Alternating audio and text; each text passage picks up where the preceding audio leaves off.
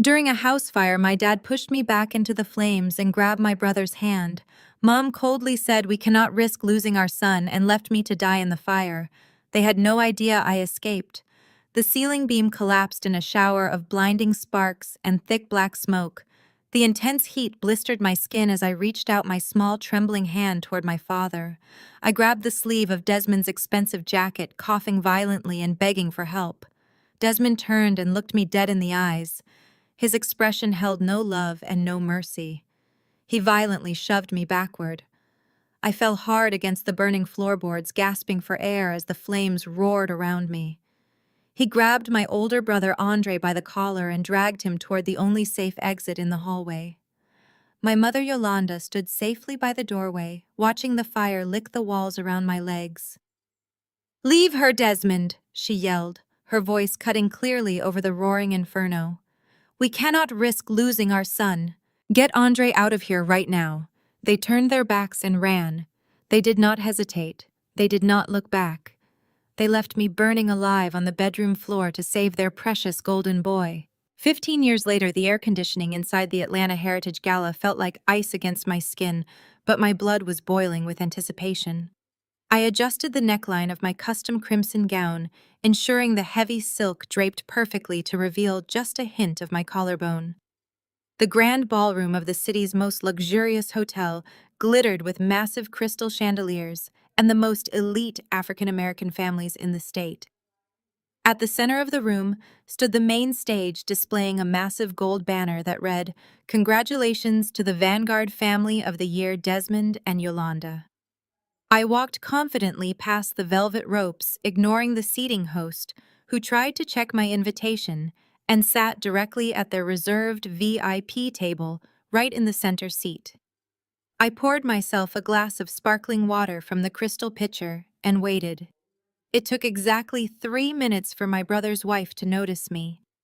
Brittany marched over her pale skin, flushed with absolute indignation. Brittany wore a gaudy designer dress that cost more than Andre actually earned in a year at the family firm. She stopped at the edge of the table and crossed her arms, staring down at me with profound disgust. "Excuse me, you are in the wrong section," she said loudly, making sure the surrounding tables could hear her sharp tone. "This table is reserved exclusively for the honorees and their immediate family." I took a slow, deliberate sip of my water. I set the glass down, smoothed my napkin on my lap, and finally looked up at her. "The seat was empty," I replied calmly, matching her gaze with unwavering intensity.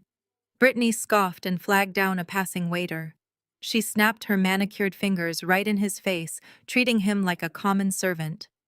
"You need to call security right now," she demanded, her voice rising in pitch. "This woman is trespassing in the VIP section. My husband is about to be named future CEO of the year, and his parents are receiving the highest honor of the night. We cannot have some random charity case ruining our high society aesthetic for the photographers. I want her removed." The waiter looked incredibly uncomfortable, shifting his weight from side to side as he glanced between us. Am sure there is just a misunderstanding regarding the seating chart," he mumbled, trying to de-escalate the situation. Brittany stepped closer to me, her voice dripping with the kind of arrogant white privilege she wielded like a weapon in these elite spaces. "There is absolutely no misunderstanding," she sneered, leaning over the table. "You people always try to sneak into spaces where you do not belong. Look at you trying to blend in with old money in that dress. Andre and I paid $50,000 for this table sponsorship out of our own pockets. I am not having my perfect evening ruined by someone looking for a free meal or a photo opportunity. Get up and leave before I have you arrested for trespassing." Several guests nearby stopped their conversations and turned to watch the commotion. I knew exactly what Brittany was doing. She loved using her status as the white wife of a wealthy black family to exercise power over black women she deemed beneath her station. She expected me to shrink down, to apologize profusely, or to cause an emotional scene that would validate her prejudice and give her a reason to play the ultimate victim. I did none of those things. I remained seated with perfect posture, unbothered by her performance. I picked up a heavy silver dinner fork and tapped it gently against my crystal water glass. The sharp ringing sound cut through the rising tension in the room, drawing even more attention to our table. "Are you deaf?" Brittany yelled, losing her polite society facade entirely. I said get up right now before I call the police. I finally stood up. I smoothed the skirt of my crimson gown and looked her directly in the eye, making sure she felt the crushing weight of my stare. "I am perfectly aware of how much this table costs, Brittany," I said, my voice carrying clearly across the silent space. "I also know that Andre did not pay for it because Andre currently owes $5 million to private creditors and his bank accounts have been overdrawn since last Tuesday." Brittany turned an ugly shade of red, her mouth dropping open. "How dare you make up lies about my husband?" she shrieked, her voice echoing off the high ceilings. "Security! I need security right now! Help me!" The gala director, a tall man in a tailored tuxedo, rushed over looking absolutely panicked. "Mrs. Brittany, please calm down," he pleaded, wiping sweat from his forehead. "Is there a problem here?" "Yes, there is a huge problem," she yelled, pointing a shaking finger at me. "Remove this woman immediately. She is harassing my family and making threats about our finances." I ignored Brittany completely. I turned to the gala director and opened my clutch. I pulled out a sleek, solid titanium black card and handed it directly to him. The director looked at the card, and his eyes widened in absolute shock. "Check the name on that account," I told him smoothly, keeping my tone professional but lethal. "You will find that as of 3 hours ago, my private equity firm bought out the parent organization that runs this entire charity foundation. I am not a guest at this table. I am the primary title sponsor of the entire evening." The director swallowed hard, clutching the titanium card like a lifeline. "Yes, ma." He stammered, bowing his head slightly in deep respect. "I was informed of the acquisition this afternoon, but I did not realize you were attending personally. We are incredibly grateful for your historic donation to the fund." Brittany stared at the director, her face contorting in pure disbelief. "What are you talking about?" she demanded, grabbing the director's arm. "You are taking her side against me. She is an imposter. You need to call the police and have her thrown out." The director shook his head nervously, stepping away from her grasp. "I am sorry, Mrs. Brittany, but this woman literally owns the event tonight. I cannot ask her to leave." I looked back at Brittany and smiled a cold, calculated smile. "You should close your mouth before you catch a fly," I suggested, watching her entire reality crumble. "Now run along and find your broke husband. I have a very important announcement to make." I turned back to the director, holding out my hand. "I need a working microphone right now." He practically tripped over his own feet, rushing to the main podium to grab a wireless microphone for me. I took it and tapped the mic twice, testing the sound. The loud feedback echoed through the massive ballroom, instantly silencing the remaining chatter. Every single person turned their attention to me, standing powerfully at the Vanguard 5 YP table. "Good evening, Atlanta," I said, projecting my voice with absolute authority. "We are gathered here tonight to celebrate legacy wealth and family values. We are here to honor a family that supposedly represents the pinnacle of success and moral integrity in our community." For years, the Vanguard Investment Group has positioned itself as the gold standard of financial excellence. You have trusted them with your portfolios, your retirement funds, and your children's futures. But while you were applauding their success, they were drowning in toxic debt. They leveraged your investments to cover up catastrophic losses in offshore accounts. They mortgaged their own headquarters 3 times over just to maintain the illusion of wealth. The crowd began to whisper urgently, cell phones lighting up as people immediately started texting their brokers. Brittany stood frozen, her face a mask of mounting panic as she realized the implications of my words. As the new majority shareholder of their debt, I announced I ordered a full forensic audit. And what I found was not just gross negligence, it was systematic fraud. I paused, letting the heavy anticipation build in the room. I saw movement at the grand entrance of the ballroom. My father Desmond and my mother Yolanda were walking in, flanked by local photographers and reporters. They were smiling brightly, waving to the crowd until they stopped dead in their tracks when they saw a stranger standing at their table holding a microphone. But what happens when that legacy is built entirely on ashes? I asked into the mic, my voice ringing out clear and sharp. What happens when the wealth you flaunt was purchased with the blood of your own child? The wealthy crowd murmured in confusion and shock, turning to look at Desmond and Yolanda. Desmond pushed past the photographers, his face twisting with explosive rage. He marched aggressively toward the table, his expensive tuxedo looking suddenly tight across his chest as he breathed heavily. "Who the hell gave you a microphone?" he demanded loudly, striding across the carpet with his fists clenched, ready for a fight. "Get away from my family table before I throw you out onto the street myself." I lowered the microphone but did not turn it off. I turned to face him, fully stepping directly under the bright crystal chandeliers. The harsh light caught the deep, brutal burn scar that jagged across my collarbone and disappeared beneath the fabric of my custom gown. I let him look at it. I watched his eyes track the thick scar upward to my neck and then to my face. I watched the arrogant anger in his eyes dissolve into absolute, paralyzing terror. Desmond stumbled backward, knocking hard into a dining chair. The color completely drained from his face, leaving him looking pale and sickly. His hands began to shake uncontrollably as he stared at my eyes and then back down at the burn scar. "Lydia," he whispered, his voice cracking with profound disbelief and horror. "You are dead. The house burned down. You died in the fire." I raised the microphone back to my lips, ensuring every single person in that elite ballroom heard my response. I smiled coldly at the man who gave me life, and then tried to take it away for the sake of his golden son. "I crawled out of those ashes to collect my life insurance payout," I said, my voice echoing off the walls with chilling precision. "And I am here to collect it with interest. You have nowhere left to hide, Desmond. Your entire empire belongs to me now." The silence in the grand ballroom was absolute and heavy.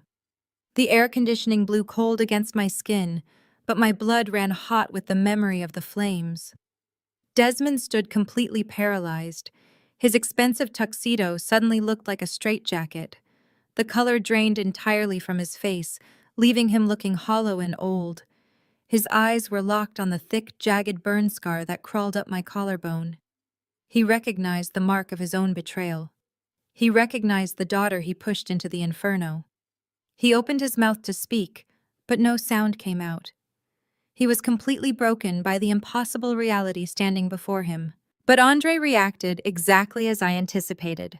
My older brother, the golden child who was always handed the world on a silver platter, could not handle the shift in power. He could not process that the sister he thought was reduced to ash was now commanding the room. Andre shoved his chair backward with a sudden, violent burst of energy. The heavy wooden chair tipped over and crashed into a neighboring table. Crystal champagne flutes shattered against the polished marble floor. The sharp sound of breaking glass made several wealthy guests gasp and step away. Andre lunged forward, his face contorted into an ugly mask of pure rage. He raised a shaking hand and pointed a finger directly at my face. "You are a liar," he spat out, his voice cracking as he tried to project authority. "You are an imposter. My sister died in that fire 15 years ago. I saw the house burn to the ground. You are just some pathetic con artist trying to extort our family." He took another heavy step toward me, trying to use his physical size to intimidate me. He puffed out his chest, breathing heavily as he stared down at me. I did not flinch. I did not step back. I looked at the golden boy, the son who was deemed worth saving over my own life, and I felt nothing but profound pity. He was weak. He was always weak. I let the silence stretch, letting his desperate, aggressive blustering hang in the air. The crowd of elite investors and high society guests watched in stunned fascination. Cameras flashed rapidly from the media pit, capturing every second of the confrontation. The Vanguard family, the supposed pinnacle of African-American excellence in Atlanta, was unraveling in real time. Yolanda assessed the situation with the lethal speed of a seasoned predator. My mother saw the cameras flashing. She saw the whispers spreading like a virus among the wealthy socialites. She knew Andre's aggressive, violent display was making them look unhinged and guilty. She needed to protect the family brand. She needed to control the narrative immediately. So Yolanda pivoted. She switched tactics, instantly slipping into the role she played better than anyone else. She became the tragic, loving mother. "Oh my God!" Yolanda gasped, bringing both hands to her mouth in a perfectly choreographed display of shock. Tears welled in her eyes, perfectly timed and perfectly executed. She pushed past her furious son, her face breaking into a mask of overwhelming emotional joy. "It is a miracle," she cried out, her voice carrying the exact trembling pitch of a grieving mother whose prayers had finally been answered. "My baby. My sweet baby girl is alive." She reached out, her arms wide, rushing toward me. She wanted to pull me into a tight embrace in front of the flashing cameras. She wanted the photographers to capture a touching family reunion. She wanted to trap me in her maternal grip, drag me away from the microphone and silence my truth.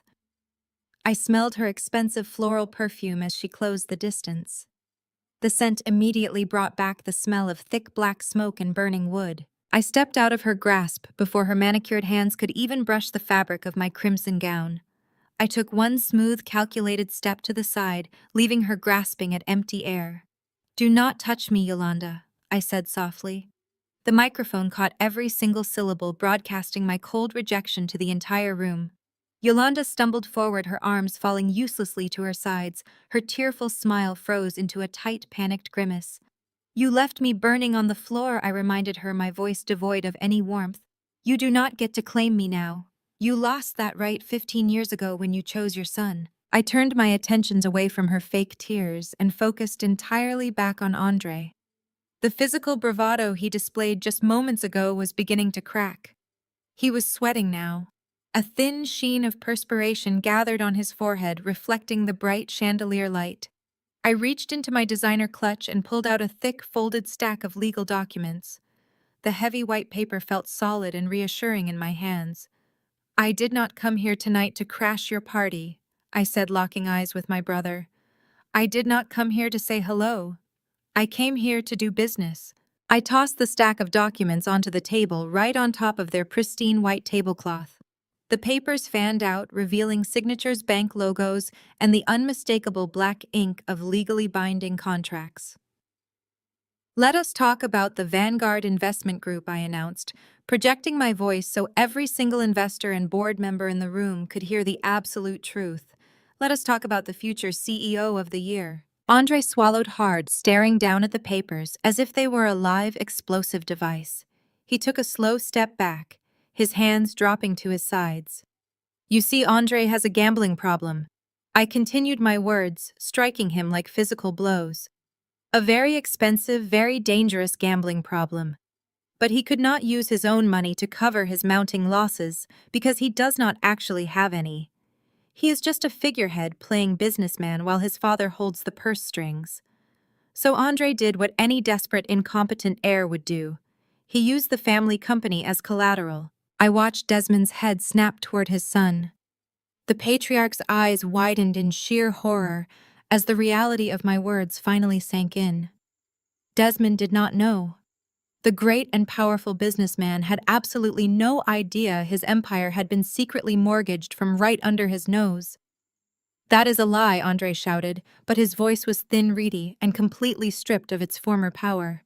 "She is lying, Dad. Do not listen to her. She fabricated those papers." I stepped closer to the table, tapping a manicured nail against the top document. $5 million, I stated clearly, emphasizing the massive, devastating number. $5 million in high-interest toxic loans secured directly against the Vanguard commercial real estate portfolio. He borrowed it from a shadow syndicate because no legitimate bank in the city would lend him another dime. He forged your signature, Desmond. He leveraged everything you spent your entire life building just to pay off a few bad bets at the tables. Desmond looked at the legal papers and then looked at his golden child, the boy he saved from the fire, the boy who was supposed to carry on his perfect legacy.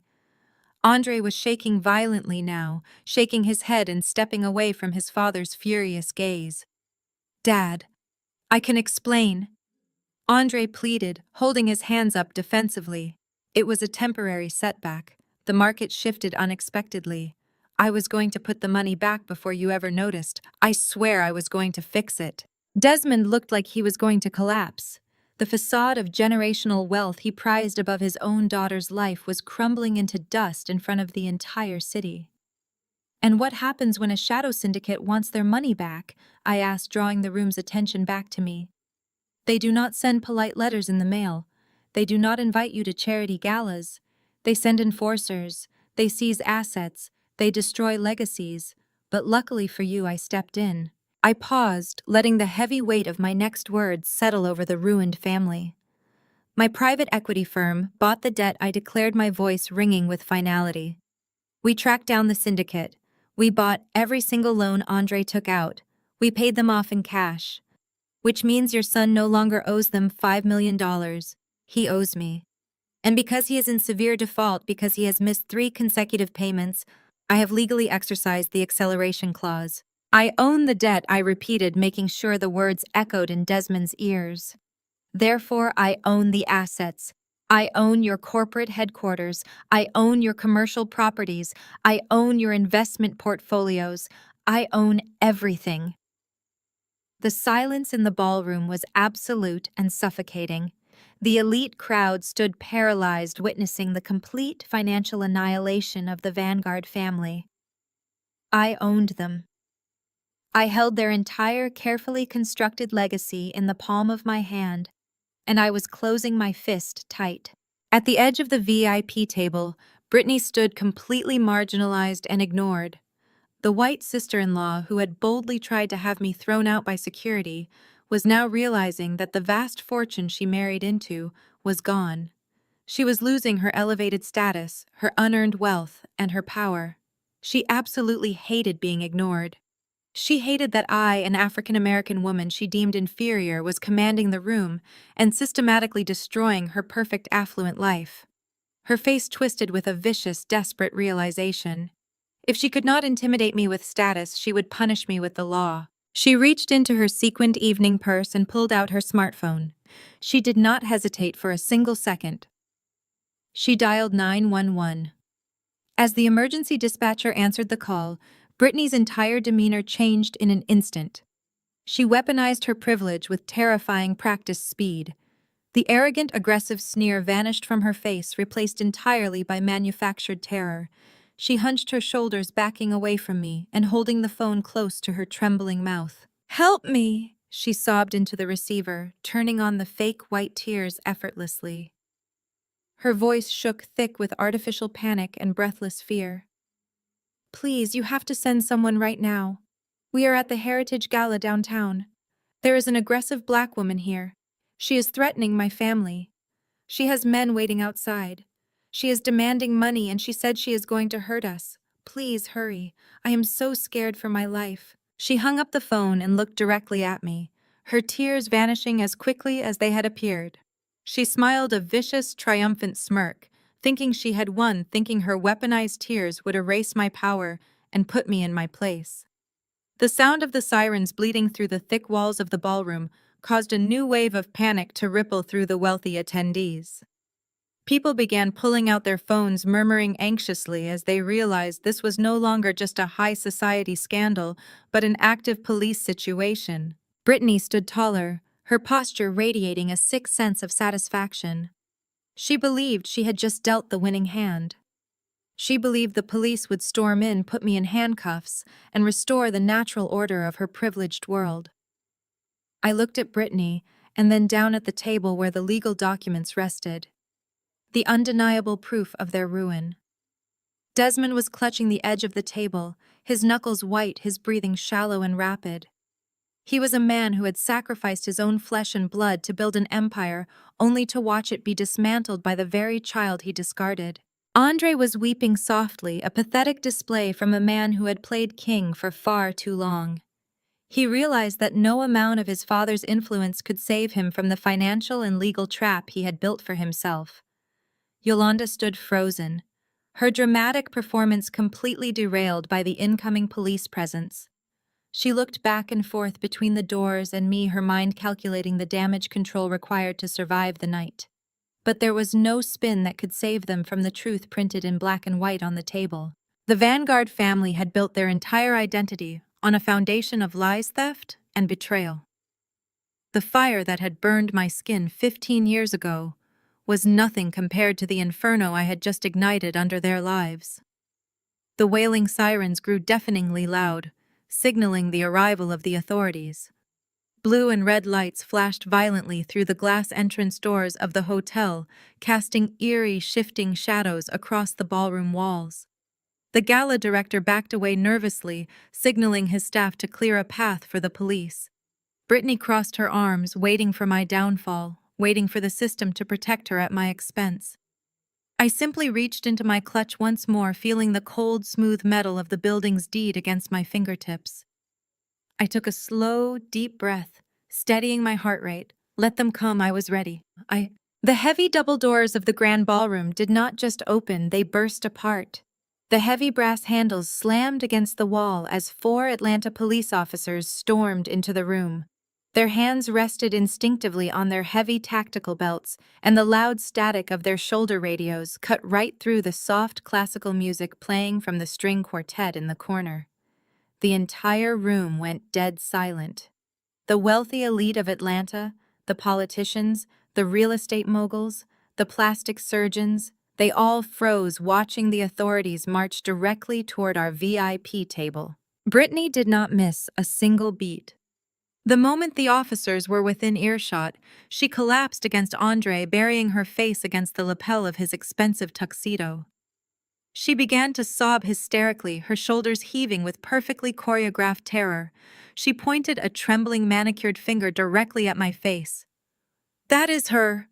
Brittany cried out, her voice pitched to the exact frequency of a terrified, helpless victim. "She is the one. She threatened to kill us. She said she has a weapon in her bag, and she is going to destroy our entire family. Please, you have to get her away from us." It was a sickeningly flawless performance. I had seen her do this before years ago when I was just a teenager observing her from the shadows of my father's house. She used this exact same weaponized fragility to get a black valet fired at the country club because he parked her car too far away. She used these same artificial tears to intimidate anyone who dared to question her absolute entitlement. Now she was using them to summon the full force of the law against me, hoping to see me slammed face first into the marble floor and dragged out in handcuffs. She wanted to turn me into a violent stereotype to protect her husband's $5 million secret. The lead officer, a tall, broad-shouldered man with a stern jawline, immediately stepped between me and the table. He raised his hand flat and commanding, ordering me to step back and keep my hands visible. "Ma'am, do not reach into that clutch," he ordered, his tone leaving absolutely no room for negotiation. "We received a panic call about an armed individual making terroristic threats. I need your identification right now." I did not move my hands. I kept them perfectly still, resting lightly against the silk of my crimson gown. I did not raise my voice or react to the aggressive command. Instead, I shifted my gaze to my parents. I looked directly at Desmond and Yolanda. They were standing mere feet away, watching the police advance on their own flesh and blood. Desmond, the great patriarch who prided himself on family loyalty, stood completely mute. His jaw was clenched, but he refused to meet my eyes. He could have intervened. He could have told the officers that I was his daughter, that this was a civil financial dispute over corporate debt and not a violent crime. But he chose silence. Yolanda was even worse. My mother actually took a small, fearful step backward, clutching her diamond necklace and arranging her face into an expression of frightened innocence. They were entirely willing to let me be arrested. They were willing to let me take the fall to suffer the humiliation of being searched and handcuffed in front of the entire city, just so their precious reputation could remain intact. They wanted me to disappear into the back of a squad car, so they could go back to sipping vintage champagne and accepting their fraudulent Family of the Year award. Andre wrapped his arms protectively around Brittany, glaring at me with a toxic mix of fear and triumph. He genuinely believed that his white wife's tears were a magic spell that would simply erase the crushing debt I held over his head. She is insane! Brittany wailed louder, peeking out from Andre's chest. She is just some jealous, crazy woman trying to extort my husband. Please search her bag. Get her away from my children. Her children were not even at the gala. They were safely at home with a private nanny, but the police did not know that. The officers exchanged a tense glance, preparing to physically detain me. The lead officer took a step closer, unhooking the strap on his belt. Ma, and I will not ask you again, he warned. I kept my posture absolutely straight. I did not give Brittany the angry, out-of-control reaction she was desperately trying to provoke. I refused to play the role she had written for me. Instead, I simply raised my right hand and snapped my fingers twice. The sharp sound cut through Brittany's fake sobbing. From the shadows near the entrance of the ballroom, my lead attorney, Marcus Vance, stepped into the light. Marcus was a former federal prosecutor, a man whose reputation in Atlanta's legal circles was legendary. He was impeccably dressed in a tailored charcoal suit carrying a sleek leather briefcase. He walked with a slow, deliberate confidence, parting the sea of shocked gala guests, until he stepped smoothly between me and the advancing police officers. Officers! Marcus set his voice, a deep, authoritative rumble that instantly commanded respect. There is absolutely no need for escalation. My client, Ms. Lydia Vanguard, is not trespassing, and she is certainly not armed. The lead officer paused, his hand hovering over his belt. He looked at Marcus, recognizing the expensive suit and the undeniable aura of high-powered legal authority. Brittany stopped crying for a fraction of a second, her head snapping up. That is a lie, she screamed, her voice shrill and desperate. She is a criminal. She is extorting us. Arrest her. Marcus did not even dignify Brittany with a glance. He opened his briefcase with a quiet click and extracted a thick, notarized stack of property deeds carrying the heavy embossed seal of the state of Georgia. He handed the documents directly to the lead officer. As of closing today at 4 p.m, Marcus stated clearly, Vanguard Private Equity successfully purchased the entire holding company that owns this hotel and this ballroom. Ms. Vanguard is not an intruder. She is the landlord of this building. The people who are currently trespassing are the ones sitting at that table. The lead officer clicked on his tactical flashlight and shined it directly onto the documents. He read the official seal, the signatures, and the bold print declaring me the sole owner of the property. The tension in the officer's shoulders dropped immediately. He let out a long breath, looking from the legal deed to my face, and then over to Brittany, who was now hyperventilating for real. There is no weapon, Marcus continued, his voice slicing through the heavy silence of the room. This is a corporate acquisition that the former owners are apparently very unhappy about. However, since the police are already here, we have some additional paperwork that requires immediate serving. Marcus reached into his briefcase one more time and pulled out a large, thick manila envelope. He turned slowly toward Desmond, who was gripping the edge of the VIP table so hard his knuckles were turning purple. Desmond looked like a man standing on the trapdoor of a gallows. Desmond Vanguard. Marcus announced loudly, ensuring that every single investor, politician, and socialite in the room heard every word. You are hereby legally served with a 30-day notice of eviction for the Vanguard family business headquarters, located on Peachtree Street. The building was leveraged as collateral against your son's defaulted loans, which my client now owns in full. You have exactly 1 month to clear out your desks and vacate the premises. Marcus dropped the heavy envelope onto the table. It landed with a loud smack right next to Yolanda's half-empty champagne flute. The ballroom erupted into frantic, chaotic whispers. The entire social hierarchy of Atlanta was flipping upside down right before their eyes. The police officers looked completely disgusted, realizing they had been used as pawns in a billionaire's corporate takeover. The lead officer turned to Brittany, his expression hardening into pure professional anger. Ma, he said, his voice sharp and unyielding. You called emergency services claiming there was an armed intruder making death threats. Filing a false police report to settle a financial dispute is a serious felony in this state. Brittany's face drained of all color, leaving her looking pale and sickly. The fake tears completely vanished, replaced by genuine, absolute panic. She stammered, taking a step back away from the officers. She looked frantically at Andre for help to defend her to throw his weight around. But Andre was staring at the eviction notice on the table like it was a ghost. He was completely paralyzed. If you ever misuse the emergency dispatch system again to harass the owner of a building, the officer warned Brittany, leaning in close, I will personally see that you leave this venue in handcuffs. Do you understand me? Brittany could only nod, her mouth opening and closing without sound. The officers turned around, shaking their heads in disgust, and marched out of the ballroom, leaving the heavy oak doors wide open behind them. Brittany was left standing in the center of the VIP section, publicly humiliated, stripped of her perceived power, and exposed as a manipulative liar in front of the most elite families in the city.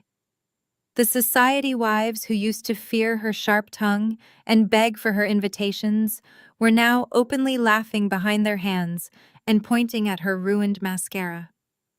Her weaponized privilege had just been permanently revoked.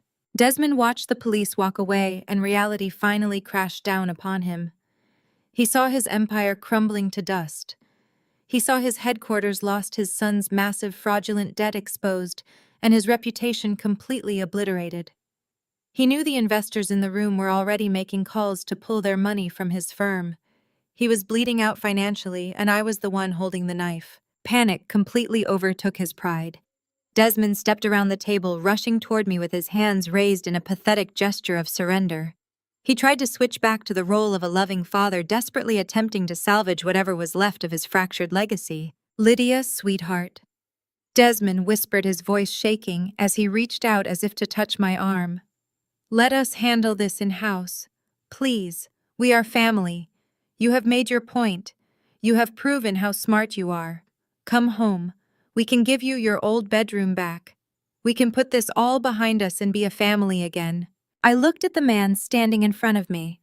I looked at the father who had looked me in the eye while the ceiling collapsed and actively shoved me backward into a wall of roaring fire. I looked at his pleading, desperate eyes, begging me for mercy to save his own skin. And I laughed. It was a genuine, cold, bitter laugh that echoed through the quiet ballroom, freezing the blood in his veins. My old bedroom, I asked, my voice dripping with pure lethal venom. You mean the room you demolished the day after my empty casket funeral, just so you could expand Andre's walk and closet? I took a slow, deliberate step toward him, forcing him to back away. Keep it. I leaned in close, making sure he heard my final sentence perfectly over the whispers of his ruined peers. You have 48 hours to vacate your mansion, Desmond. I bought that too. The morning sun poured through the expansive glass windows of the Oakwood Estates Country Club, but the atmosphere inside the private executive boardroom was suffocatingly tense. The mahogany table stretched across the center of the room, surrounded by the most powerful and affluent African-American business leaders in Atlanta. These were men and women who controlled the political and financial landscape of the city. They were surgeons, federal judges, real estate tycoons, and generational wealth inheritors. Sitting at the very head of the table were Desmond and Yolanda Vanguard. They had called this emergency meeting less than 12 hours after the disastrous events at the charity gala. They were desperate to control the narrative before the whispers of their financial ruin could fully spread through the elite community.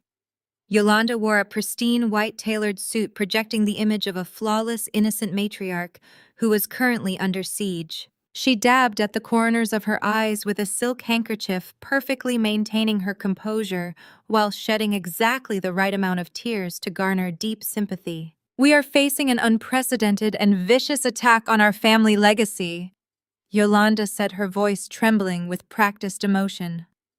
She looked around the long table, making direct eye contact with every single board member.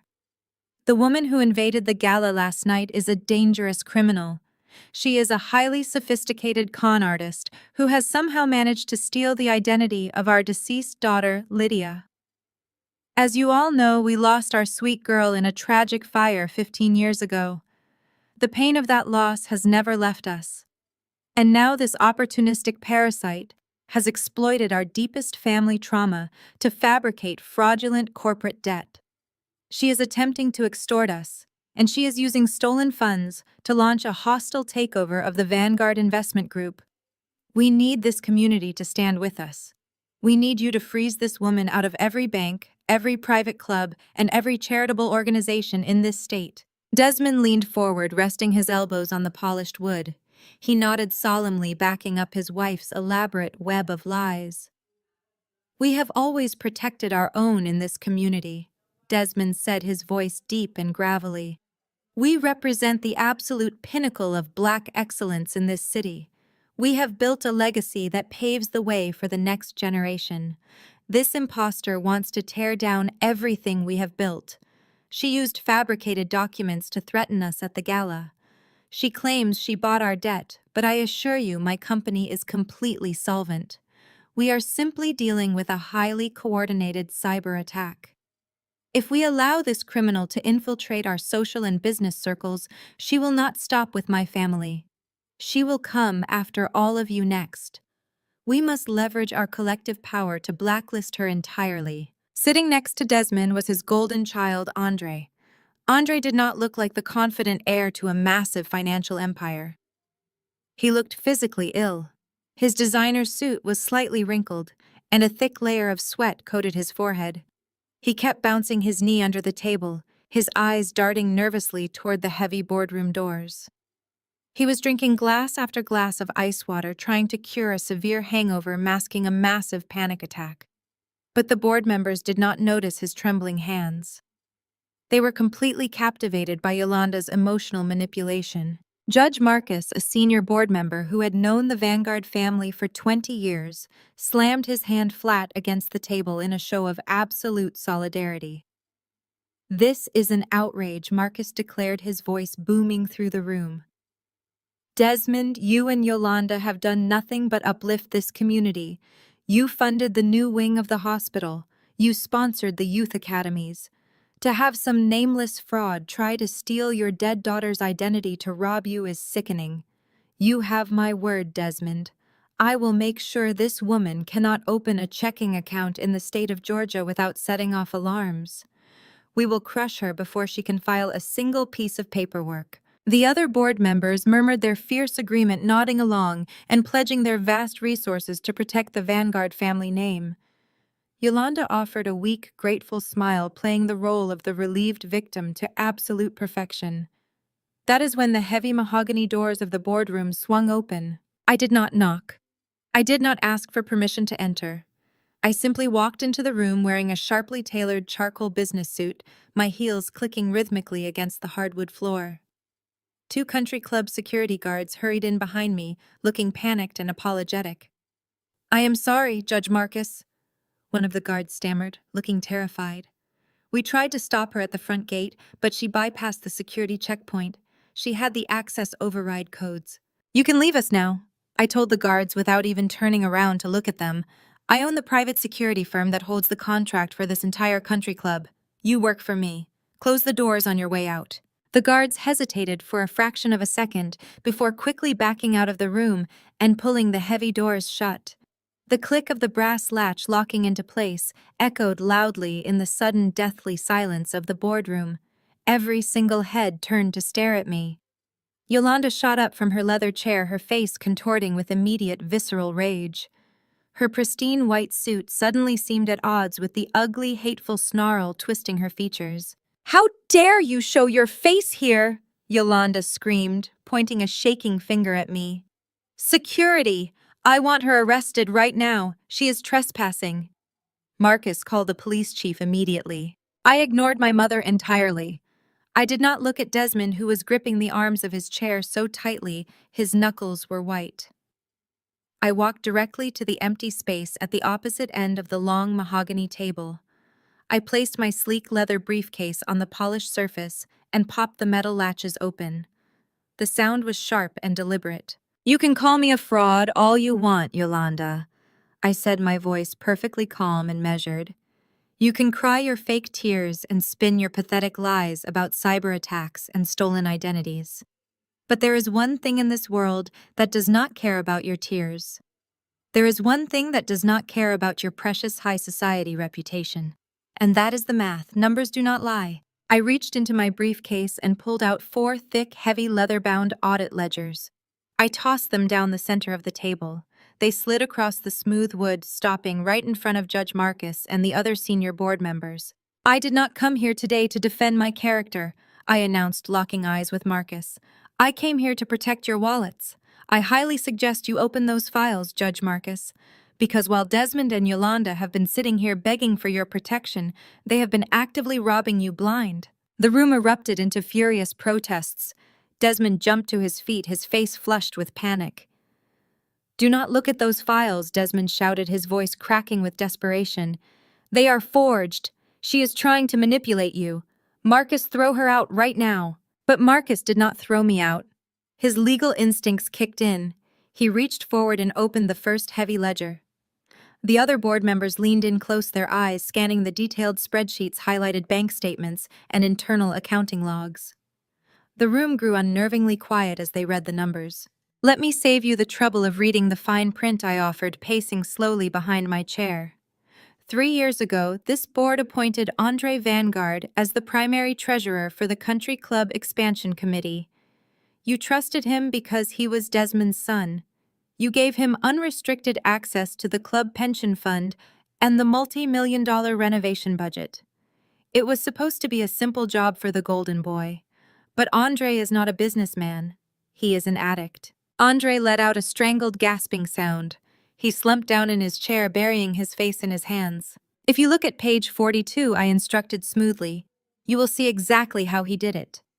He set up 6 dummy corporations, listed as construction vendors and landscaping contractors. Over the course of 36 months, Andre authorized 114 wire transfers from the Country Club Pension Fund directly into those shell companies. He stole $200,000 here, $500,000 there. He bled your retirement accounts dry to cover his own massive gambling debts. He stole a total of $4.2 million from this very room. That is impossible, Marcus whispered, his face turning a dangerous shade of red as he stared at the undeniable proof. The bank routing numbers, the authorization signatures, they were all perfectly documented. He looked up from the ledger and stared directly at Andre. You signed these transfer orders, Andre. These are your personal authorization codes. He forged them! Yolanda shrieked, her voice pitching into a hysterical panic. She rushed around the table, trying to physically snatch the ledgers away from the board members. She is framing my son. She hacked the banks. Please, Yolanda. I laughed, a harsh, biting sound. Stop embarrassing yourself. Look at the final page of the audit. I traced the wire transfers from the shell companies directly into Andre's personal offshore accounts. The routing numbers match perfectly. I even included the security camera footage from the banks, showing Andre personally withdrawing the funds in cashier checks. The evidence is absolute and indisputable. Your golden boy is a thief. The atmosphere in this boardroom shifted instantly. The powerful men and women who had just promised to protect the Vanguard family were now staring at Desmond and Andre with unadulterated, murderous rage. They realized that their own personal wealth, their own investments, and their country club legacy had been gutted by the people sitting at the head of the table. The loyalty evaporated in a single second, replaced by the vicious instinct for self-preservation. Desmond, you son of a bitch! Marcus roared, standing up and slamming his fist on the table so hard, the water glasses rattled. You came into this room and asked us for protection while your worthless son was stealing our money. You looked us in the eye and lied. I will see you both in federal prison for this. I will personally call the district attorney. Desmond backed away from the table, his hands raised defensively. Marcus, wait, please. He begged, his voice trembling with sheer terror. I did not know. I swear to you, I had no idea he was moving those funds. We can fix this. I will liquidate my personal assets. I will pay back every single cent to the club. Just do not call the authorities. Please, Marcus, do not destroy my family. You have no assets left to liquidate Desmond, I reminded him coldly, shutting down his final desperate lie. I bought your debt last night. I own your corporate headquarters. I own your mansion. You are completely bankrupt. You do not have a single dime left to repay the millions your son stole from these people. You are completely and utterly finished." The board members began shouting furious threats, demanding immediate police intervention and threatening brutal lawsuits. The room was a chaotic storm of anger and betrayal. The illusion of the Vanguard Empire was shattered into a million irreparable pieces. And right in the center of the storm, Andre finally broke. The pressure, the fear, and the overwhelming reality of his absolute ruin finally crushed him. Andre jumped up from his chair crashing to the floor behind him. He was sobbing wildly, tears and sweat streaming down his face as he frantically waved his hands in the air. "I did not keep it," Andre screamed over the shouting board members, his voice tearing through his throat.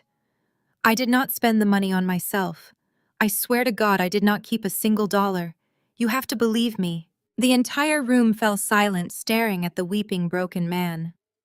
Desmond grabbed his son by the shoulders, shaking him violently. "What did you do with the money?" Andre Desmond roared, spittle flying from his lips.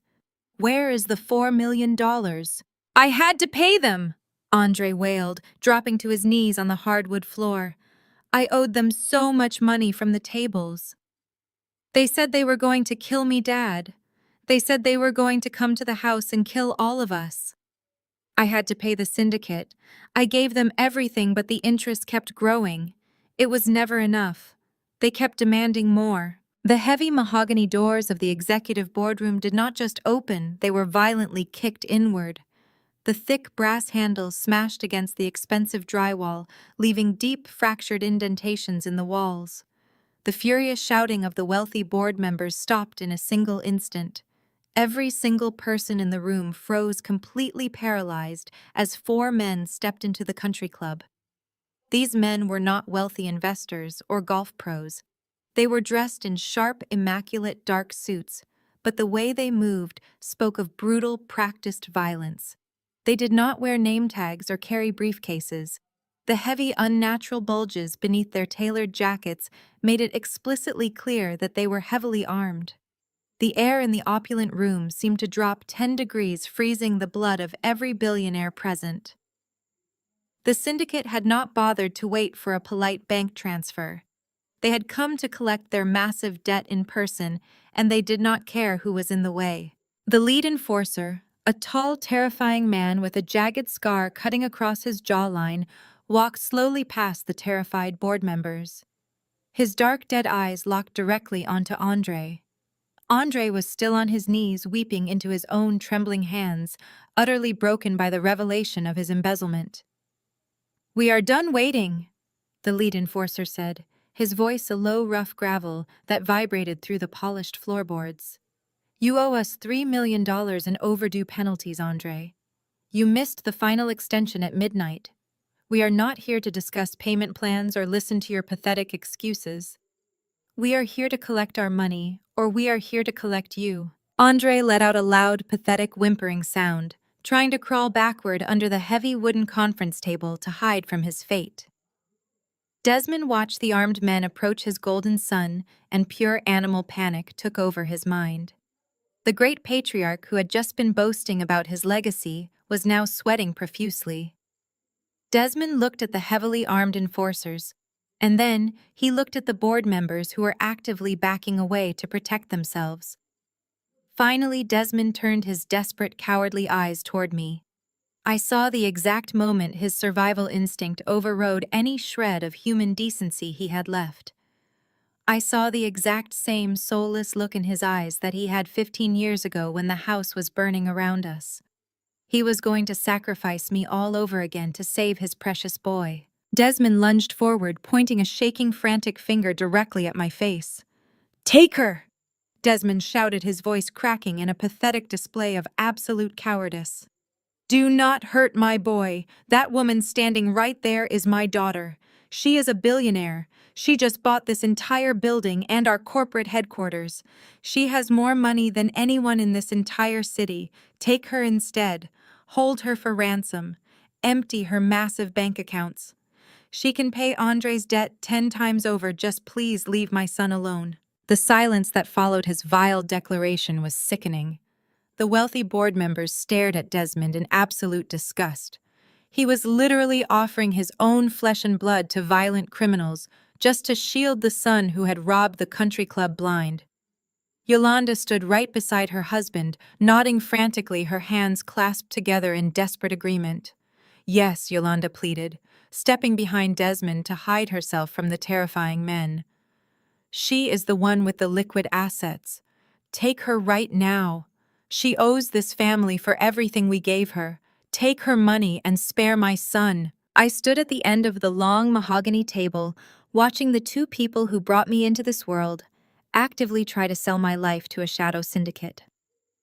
They had not changed a single bit. They were the exact same monsters who left a little girl to burn to ashes on a bedroom floor so they could save their male heir. The betrayal did not hurt me anymore. It simply fueled the inferno of my final revenge.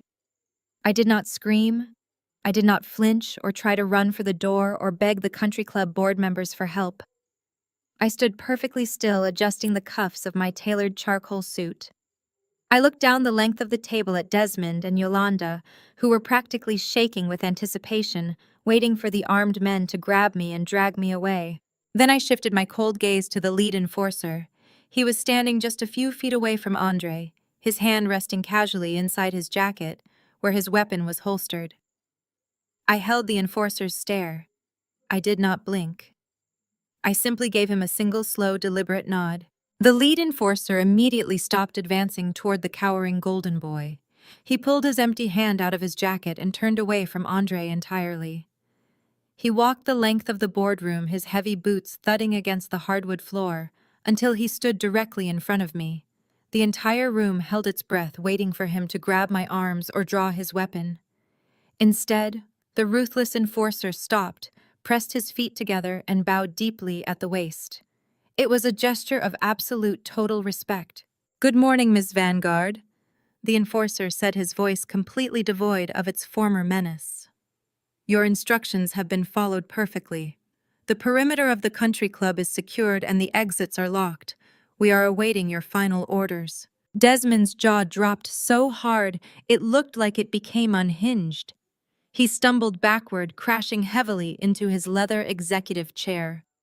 Yolanda let out a strangled gasp, clutching her chest, as if she was suffering a massive heart attack. The elite board members stared at me with wide, terrified eyes, finally realizing the true extent of the absolute power I wielded. "You see, Desmond?" I said, my voice echoing cleanly across the massive silent room.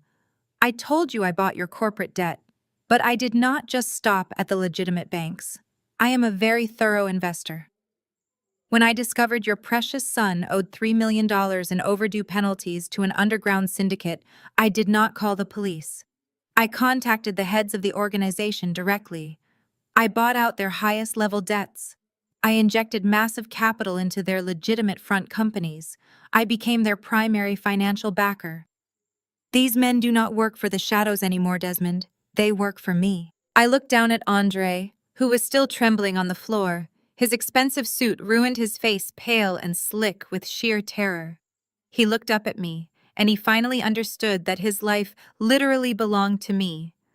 I owned his massive debt. I owned his entire family. And now I owned the very monsters he had been running from all these years. I reached into my sleek briefcase and pulled out a small, high-definition recording device. I set it on the polished mahogany table, pointing the wide lens directly at my cowering brother. I tapped the digital screen, and a small red light blinked to life, indicating it was recording every single second of this pathetic display. "You have a choice to make, Andre," I said, walking slowly around the table until I was standing right above him. The armed enforcers moved with me, forming an impenetrable wall behind my back. "You can leave this room with these gentlemen right now, and they will extract the $3 million you owe them using whatever creative physical methods they see fit. Or you can look directly into that camera and tell me the absolute truth. I want to know exactly what happened 15 years ago. I want to know how the fire started, the fire that was supposed to kill me." Andre let out a loud, pathetic wail, tears streaming down his face as he looked from the armed enforcers to the blinking red light of the camera. He was completely broken, stripped of every lie and every protection his parents had ever provided. It was an accident. Andre sobbed, his voice echoing miserably through the silent boardroom. I did not mean to burn the house down. I swear to God, Lydia, I just needed money. Dad caught me stealing cash from his private safe in the study. He was going to cut me off entirely. He was going to take everything away from me. I had to create a major distraction. I sneaked into your bedroom while you were asleep. I just wanted to start a small fire in your closet to destroy the house alarm servers so I could blame the missing cash on a burglary. But the heavy curtains caught. The whole room went up so fast. I panicked and ran away. I am sorry, Lydia. I am so sorry. The devastating confession hung heavily in the freezing air. Before anyone could even process the horrifying truth, Yolanda suddenly lunged across the open space. My mother moved with terrifying speed, her face twisted into a mask of pure demonic rage. She raised her hand and struck Andre across the face with a sickeningly loud crack. "Shut up!" she screamed, her voice tearing through the room like shattered glass. "Shut your mouth right now, you stupid boy! You will ruin our legacy!" I stood frozen, staring at my mother's furious face. The truth hit me with the force of a collapsing building. They knew. Desmond and Yolanda had known all along that their golden boy had started the fire. They knew he was a thief and an arsonist, and they still left me to burn alive to protect his secret. Desmond stood paralyzed, staring at his wife with a look of utter incomprehension. Andre whimpered on the floor, clutching his reddened cheek as his mother glared down at him with undisguised hatred. She did not care that he was having a panic attack. She did not care that heavily armed enforcers were standing mere feet away. She only cared that her golden child had just confessed to arson and theft in front of the most powerful people in Atlanta. She only cared about her pristine reputation. I stood motionless, letting the horrifying reality wash over me. The flames from 15 years ago seemed to lick at the edges of my vision. My own parents knew. They knew Andre sneaked into my room. They knew he started the fire to cover his tracks after stealing from his own father. They watched the house burn. They watched me fall into the inferno, and they chose to protect their thief of a son. They held a funeral for an empty casket and accepted the condolences of the city, all while knowing the truth. The betrayal was so absolute, so deeply sickening, that it pushed past the boundaries of human emotion and left me feeling entirely hollowed out and weaponized. The elite board members of the country club backed away from the table, their faces pale with shock and disgust. Judge Marcus looked physically ill, his hands shaking as he gripped the back of a leather chair. They had gathered in this room to protect a legacy of black excellence, and instead they were witnessing a den of monsters devouring each other. They finally saw the Vanguard family for what they truly were. Yolanda realized the room was completely lost. She looked at the disgusted faces of the board members. She looked at the armed syndicate enforcers who stood silently behind me awaiting my orders. She looked at Desmond, who was bankrupt and broken, and she looked at Andre, who was weeping on the floor like a pathetic child. Yolanda was a survivor. She was a parasite who always knew exactly when to abandon a dying host. She straightened her pristine white suit, smoothing the fabric with perfectly manicured hands. She composed her features, forcing the frantic panic out of her eyes and replacing it with cold, calculating logic. She turned her back entirely on her husband and her son. She walked slowly down the length of the long mahogany table until she stood just a few feet away from me. "Lydia," she said, her voice dropping to a low conspiratorial whisper. She tried to project an aura of maternal solidarity, an invisible bond between two women who knew how to survive a brutal world. "We do not have to let this destroy everything. Your father was a fool. He was reckless and arrogant, and his blind devotion to that idiot boy on the floor has ruined him. But I am not like Desmond. I am smart. I know when a game is over." I stared at her, feeling absolutely nothing. I did not speak. I let her dig her own grave. Yolanda leaned closer, her expensive floral perfume failing to mask the stench of her desperation. "I have the original insurance documents," she whispered urgently. "I have the files Desmond locked away 15 years ago. I have the undeniable proof of his corporate fraud and his efforts to obstruct the fire investigation. If you hand those files over to the federal prosecutors, Desmond will go to prison for the rest of his natural life. You will have your absolute revenge, and your complete corporate takeover will face zero legal resistance. I can give you the key to his absolute destruction." She paused, letting the weight of her betrayal sink in. She was offering to send her husband of 40 years to a federal penitentiary without a single ounce of hesitation. "All I ask in return is a clean exit." Yolanda continued, her eyes gleaming with ruthless self-preservation. "I want $1 million wired to an account of my choosing. I want safe passage out of this marriage, and I want immunity from any civil lawsuits your private equity firm brings against the Vanguard estate. Give me $1 million, Lydia, and I will hand you Desmond on a silver platter. You and I can walk away from this wreckage and leave these weak men to rot." The sheer audacity of her proposition was breathtaking.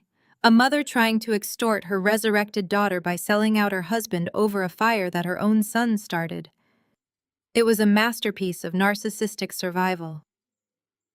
I looked at Yolanda and allowed a slow, chilling smile to spread across my face. I reached into my tailored jacket and retrieved a small, sleek remote control. I pointed it at the ceiling and pressed a single button. The heavy velvet curtains covering the boardroom windows automatically glided shut, plunging the room into shadows. A massive motorized projector screen descended from the ceiling, dropping down behind the head of the table. A high-definition projector hummed to life, casting a bright, rectangular glow across the room. I walked over to the digital podium built into the mahogany table and inserted a small encrypted flash drive. "You always were the smartest person in the room, Yolanda," I said, my voice carrying clearly to every corner of the darkened boardroom. "You always knew how to manipulate the narrative. You always knew how to play the victim. But you made one critical miscalculation. You underestimated my auditing team." I tapped the podium screen. The massive projector illuminated, displaying a series of complex, international banking records. The documents were stamped with the official seals of the Cayman Islands Banking Authority.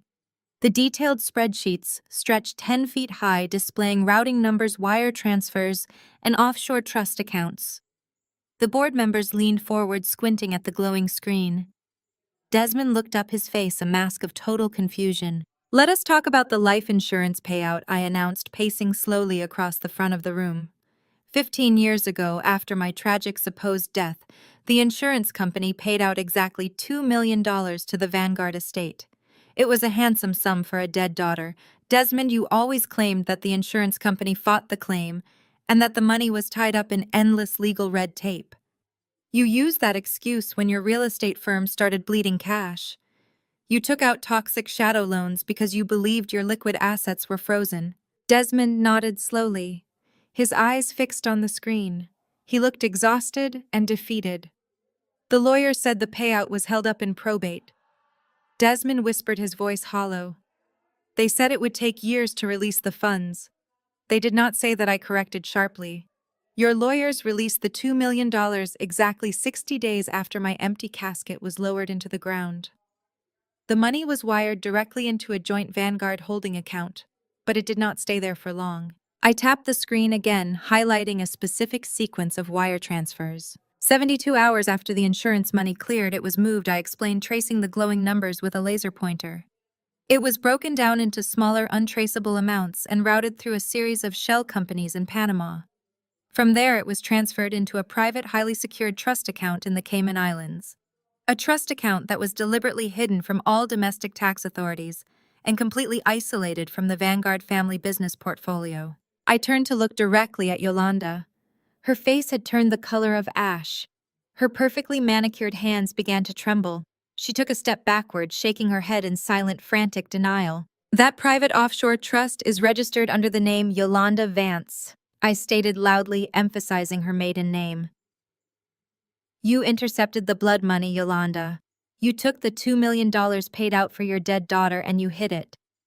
You sat back and watched your husband panic as his company starved for capital.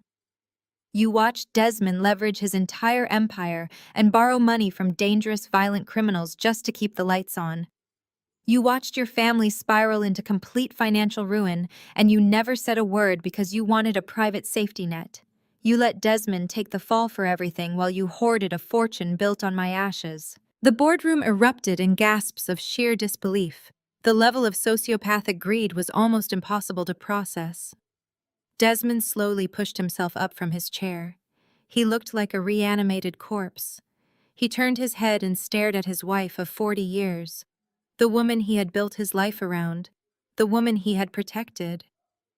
He realized in that agonizing moment that Yolanda had actively orchestrated his destruction. She had let him drown in debt and fear while sitting on millions of dollars. "You stole the money!" Desmond choked out, his voice trembling with a rage so deep it seemed to shake his entire frame. "I borrowed from the syndicate to save this family.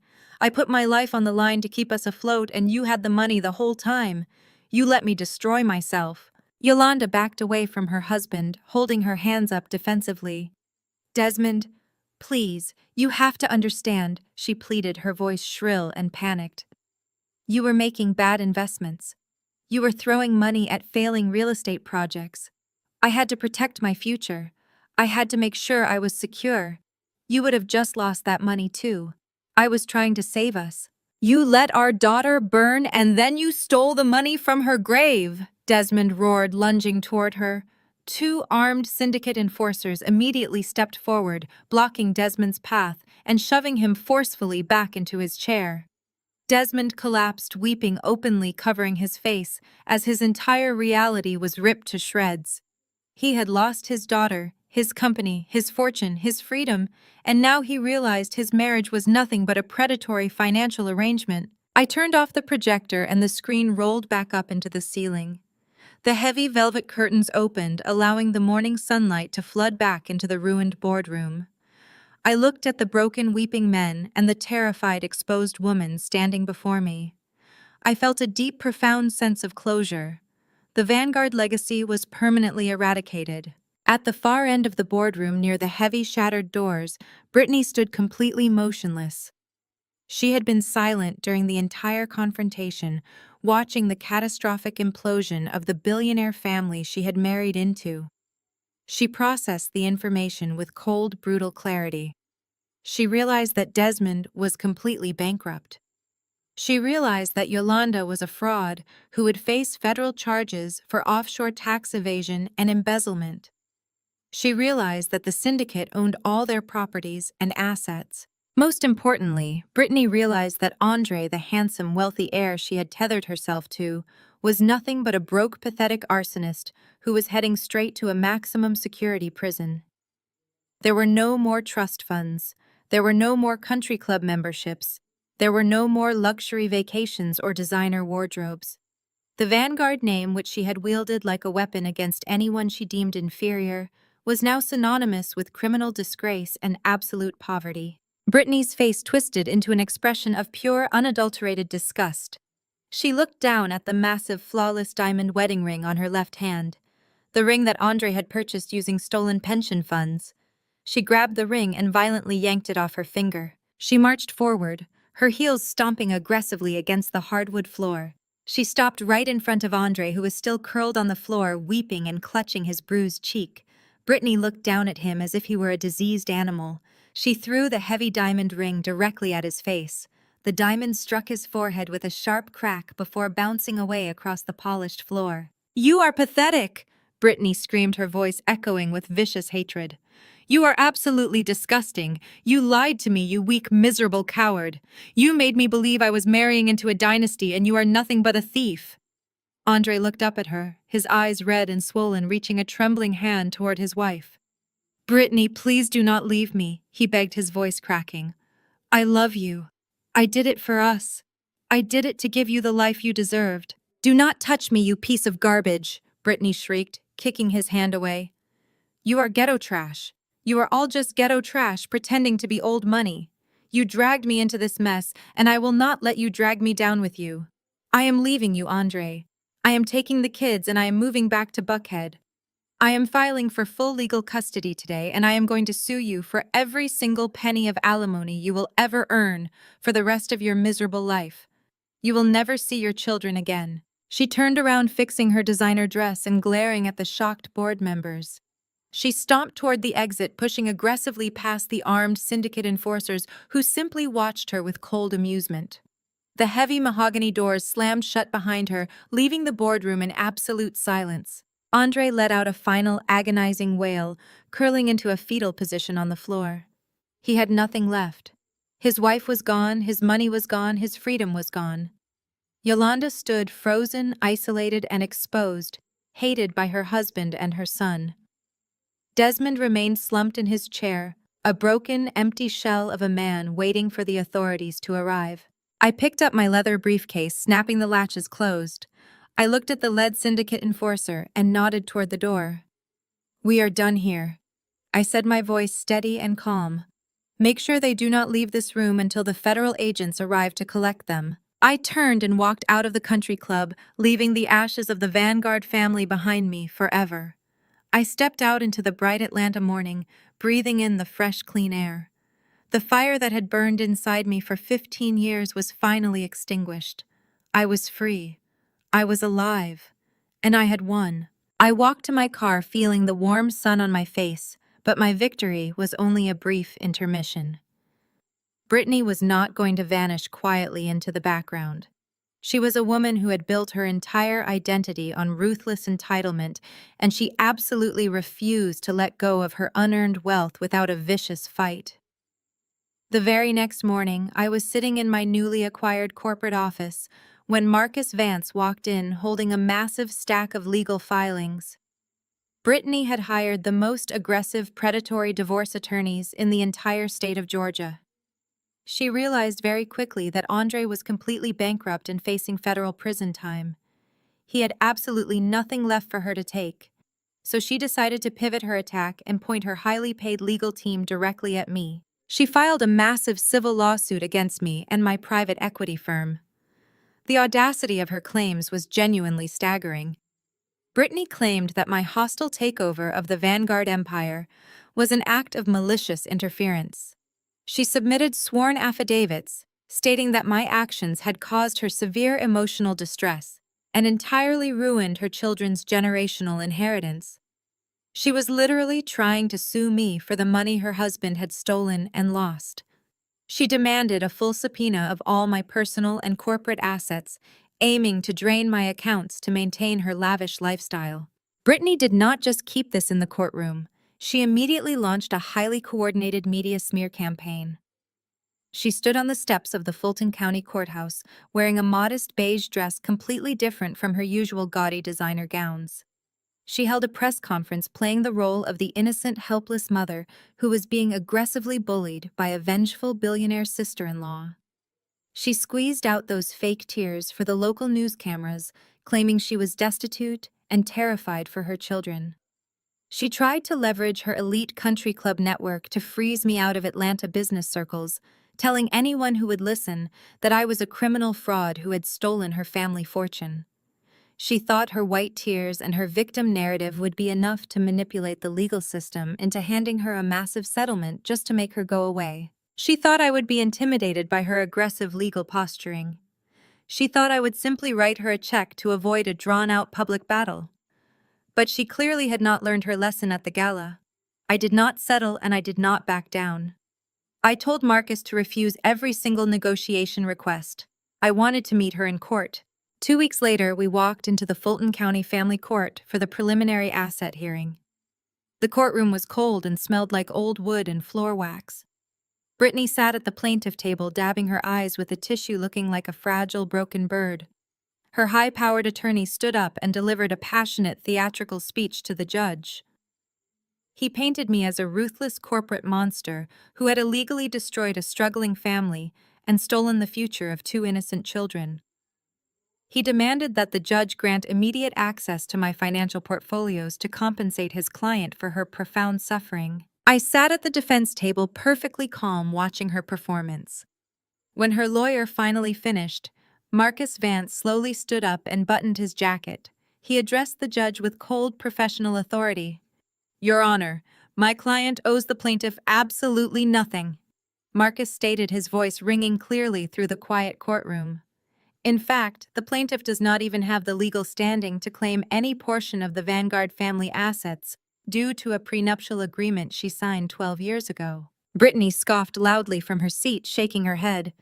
That is a lie, she told the judge. There is no prenuptial agreement. It does not exist. She was so confident because she thought she had destroyed it. Years ago, when Desmond first began hiding assets, he ordered all family members to sign strict legal protections.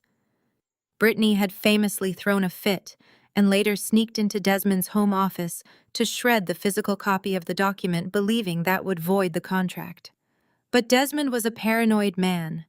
He never trusted anyone, especially not the woman who married his golden child. Marcus opened his briefcase and handed a certified document to the court bailiff.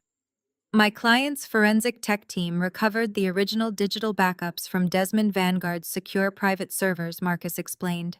The agreement explicitly states that in the event of financial crimes committed by her husband, or in the event of divorce, Brittany Vanguard walks away with zero alimony and zero claim to any corporate assets. She gets absolutely nothing. Brittany's jaw dropped. The fragile victim facade shattered instantly, replaced by pure, panicked fury. You cannot do this, she yelled, standing up from her chair.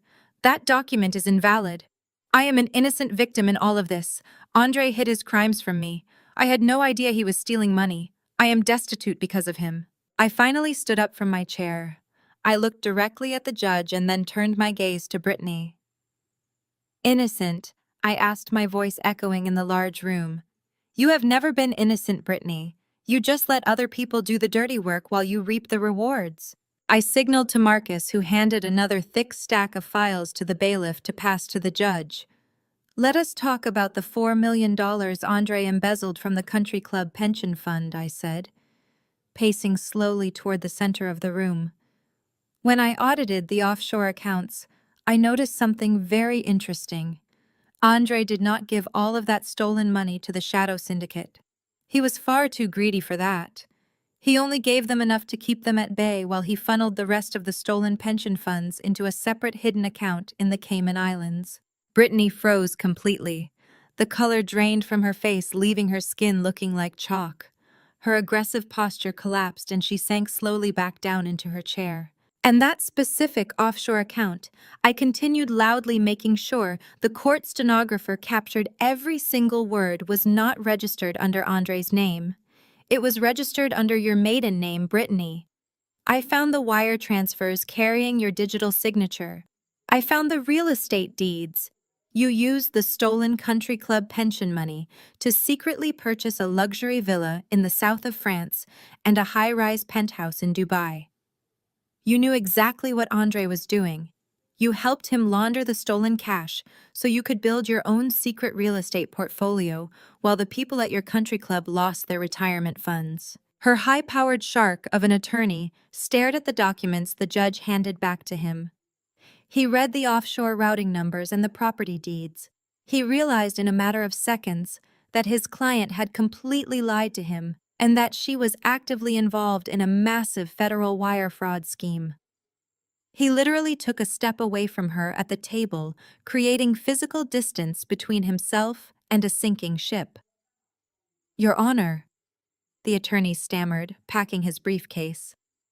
I was completely unaware of these documents. I need to formally request to withdraw as counsel for the plaintiff immediately. The judge slammed his gavel down, staring at Brittany with absolute disgust. Ms. Vanguard, the judge said, his voice booming with fury. You came into my courtroom claiming to be a destitute victim while actively hiding millions of dollars in stolen assets overseas. You have committed perjury in my court, and you are clearly complicit in a massive federal embezzlement scheme. The judge looked up and signaled to the two armed court bailiffs standing by the doors. Take her into custody, the judge ordered. I am holding her in contempt of court, and I am contacting the federal prosecutor's office to pursue immediate charges for wire fraud and conspiracy. The bailiffs moved quickly, marching down the aisle and grabbing Brittany by the arms. She completely lost her mind. The elite society wife who thought she was untouchable started screaming and thrashing wildly. Get your hands off me, she shrieked, kicking at the bailiff's legs. You cannot do this to me. I am a mother. She ruined my life. She set me up. "Lydia, you horrible, vicious witch, I will kill you." Her perfectly styled hair fell into her face as the officers forcefully twisted her arms behind her back. The sharp metallic click of the handcuffs echoing in the room was the most satisfying sound I had ever heard. They dragged her screaming and sobbing toward the holding cell doors, completely stripping away the last remaining shred of her unearned privilege. I stood there watching her being hauled away, feeling the heavy satisfaction of absolute justice. I had dismantled the golden boy and I had destroyed his wicked wife. But the game was not entirely over. While Brittany's frantic screams echoed down the courthouse hallway, my cell phone vibrated sharply in the pocket of my blazer. I pulled it out and looked at the glowing screen. It was an urgent, high-priority red alert from my private security and financial tracking team. I opened the encrypted message and read the text quickly. Desmond Vanguard has breached the final failsafe. My eyes narrowed as I read the detailed report. Desmond, the coward who had tried to hand me over to the syndicate, had not just been sitting quietly waiting for the authorities. He had found one last hidden corporate holding account that my auditors had not yet frozen. He used an illegal backdoor proxy to drain the remaining $200,000 in liquid cash. The alert confirmed he was currently speeding down Interstate 85 in a stolen rental car, heading directly toward Hartsfield-Jackson International Airport, carrying a highly sophisticated forged passport under an assumed name. Desmond was making a desperate run for the border. He was trying to escape the wreckage he created and vanish into the wind before the federal agents could put him behind bars. I slowly slipped the phone back into my pocket. A cold, dark smile touched the corners of my mouth. Marcus looked at me, noticing the shift in my demeanor. "Everything all right?" Marcus asked, packing up his briefcase. "Everything is perfect," I replied, turning toward the courtroom exit. "But we need to make a quick stop at the airport. My father is trying to take a flight, and I really need to see him off." The drive to the private airfield on the outskirts of Atlanta was a blur of gray highway and focused anticipation. I drove my black SUV past the rusted chain-link fences and the dilapidated hangars that lined the forgotten airstrip. Desmond always thought he was smarter than everyone else, choosing an obscure private charter tarmac instead of a major commercial hub. He thought he could slip away like a ghost in the wind, taking his remaining stolen cash and starting over somewhere untouchable. I floored the accelerator as the runway came into view. The tires screeched against the cracked asphalt as I swerved violently onto the landing strip. Right there in the distance, the silver engines of a sleek Gulfstream jet were already whining, preparing for takeoff. Desmond was power-walking across the tarmac, dragging a heavy leather duffel bag, his shoulders hunched against the morning wind. He was wearing a cheap trench coat and a baseball cap pulled low over his face. A pathetic disguise for a man who used to demand the spotlight wherever he went. I slammed the brakes, sending the SUV skidding in a sharp sideways arc until it came to a complete halt directly in front of the nose of the jet, blocking the runway entirely. The jet engines whined down into a low grumble. I stepped out of the vehicle, the wind whipping my hair across my face. Desmond froze, dropping his heavy duffel bag onto the tarmac. His eyes widened in absolute horror as he recognized me. He looked around wildly, searching for a way around my vehicle, but there was nowhere to run. I walked slowly toward him, the heels of my shoes clicking sharply against the pavement. He looked so small now, so incredibly fragile and pathetic.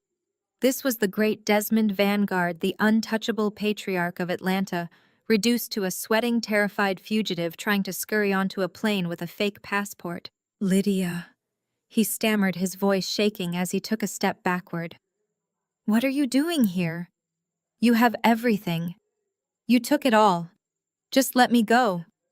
I stopped a few feet away from him, crossing my arms over my chest. I wanted to look him in the eyes before he disappeared.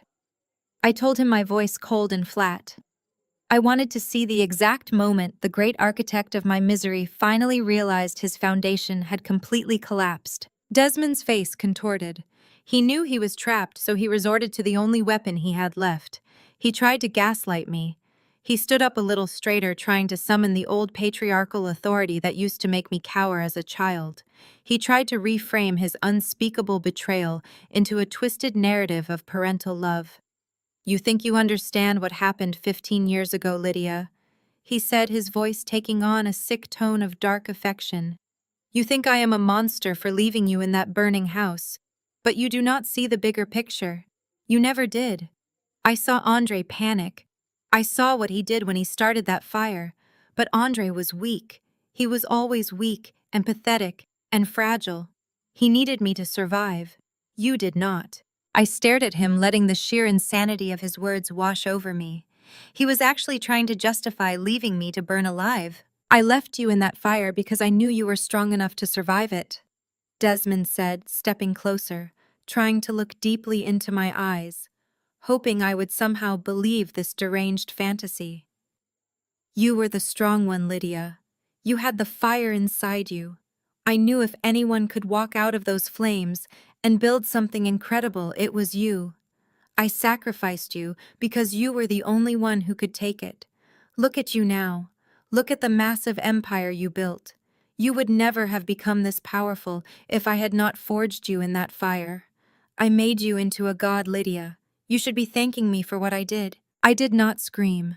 I did not strike him, even though the urge to rip his throat out was a physical pressure in my chest. I just stared at the pathetic, delusional man standing on the tarmac, trying to spin his cowardly attempted murder into some sort of twisted, fatherly blessing. You really believe your own lies, Desmond? I said, my voice dropping to a dangerous whisper. You really believe you are some kind of mastermind architect of my destiny? Let me make something absolutely clear to you right now. You did not forge me. You did not make me strong. You just threw me away because I was inconvenient. I built myself in spite of you. While you were busy covering up Andre's crimes and funneling stolen money into offshore accounts to maintain your pathetic country club facade, I was in the dirt. I was working 3 jobs. I was teaching myself high-level corporate finance while sleeping in my car. I was tracking every single one of your shell companies, analyzing your vulnerabilities, and slowly, systematically buying up every single debt you accrued. Desmond shook his head, his eyes darting toward the jet door. I have to go, Lydia, he muttered, reaching down to grab the handle of his duffel bag. You won, I admit it. Now move your car so I can leave. I did not move. I just smiled. You built a house of cards, Desmond. I told him, stepping closer so he could not escape my gaze. You borrowed from shadow syndicates because legitimate banks stopped trusting you. You let Yolanda hoard your insurance payouts because you were too weak to control your own wife. You let Andre bleed the pension fund dry because you were too arrogant to audit your own son. You let Brittany spend stolen money on overseas real estate because you were entirely blind to the rot inside your own home. You did not create a dynasty. You created a graveyard and you dragged yourself into the dirt. I did not come here today to stop you from flying away, Desmond. His hand froze on the duffel bag handle. He looked up at me, confusion mixing with his terror. What do you mean? He asked, his voice barely a squeak. I reached into my pocket and pulled out my smartphone. I tapped the screen and held it up so he could clearly see the digital document displayed. It was the flight manifest for the private charter. I scrolled down past the pilot assignments and the passenger list until I reached the ownership registration of the charter company itself. Vanguard Aviation Holding Company, a subsidiary of my primary investment firm. I did not come to stop you from flying, Desmond. I repeated, my voice ringing with absolute finality. I came to watch you fall. I own this airstrip. I own this jet. I own the charter company that you booked your pathetic escape flight with. You used a fake passport and a proxy buyer, but my security algorithms flagged your booking the second you submitted the payment. You walked right into my trap. I have owned this entire facility for over a month, just waiting for the day you would try to run. Desmond stared at the screen, his face turning the color of wet ash. He looked from the phone to the jet, and then back to me. His breath was coming in short, frantic gasps as he realized there was no escape. Every single exit was sealed, and I held the keys. The door of the Gulfstream jet suddenly opened with a loud mechanical hiss. The metal stairs folded down onto the tarmac. Desmond turned toward the plane, hoping for a final, desperate chance at salvation. But it was not a flight attendant stepping out of the cabin. It was the pilot. He was wearing a standard white uniform shirt with epaulets, but he was holding something metallic and heavy in his right hand. As the pilot walked down the stairs, the morning sun caught the unmistakable gleam of heavy steel handcuffs. Desmond took a staggering step backward, dropping his bag entirely. The pilot walked calmly across the tarmac, stopping right beside me. He did not say a word. He just stood there tapping the handcuffs against his palm, staring at Desmond with complete contempt. Before Desmond could even turn around to run, the wail of sirens shattered the morning quiet. From the far end of the airstrip, a dozen dark federal vehicles roared onto the tarmac. They surrounded us in seconds, their tires screeching as heavily armed federal agents poured out of the SUVs. They had their weapons drawn, shouting commands that echoed over the whining jet engines. I had tipped them off to his exact location and provided the complete digital dossiers of his interstate fraud and massive tax evasion. Desmond was violently grabbed and thrown hard against the hood of my car, his fake passport fluttering to the ground. I stood there watching as they locked the handcuffs tightly around his wrists, pulling him up and reading him his rights. It was the ultimate victory. I had finally destroyed the man who destroyed my life. But right as they shoved him into the back of a federal vehicle, my phone vibrated aggressively in my hand. It was an emergency call from my personal assistant. I answered it immediately, expecting an update on the corporate takeover. Instead, I heard my assistant sobbing hysterically. "Ms. Vanguard," she cried, her voice cracking with sheer terror. "He is here. Andre is in your penthouse. He broke through the security doors and he has a gun pointed directly at my head.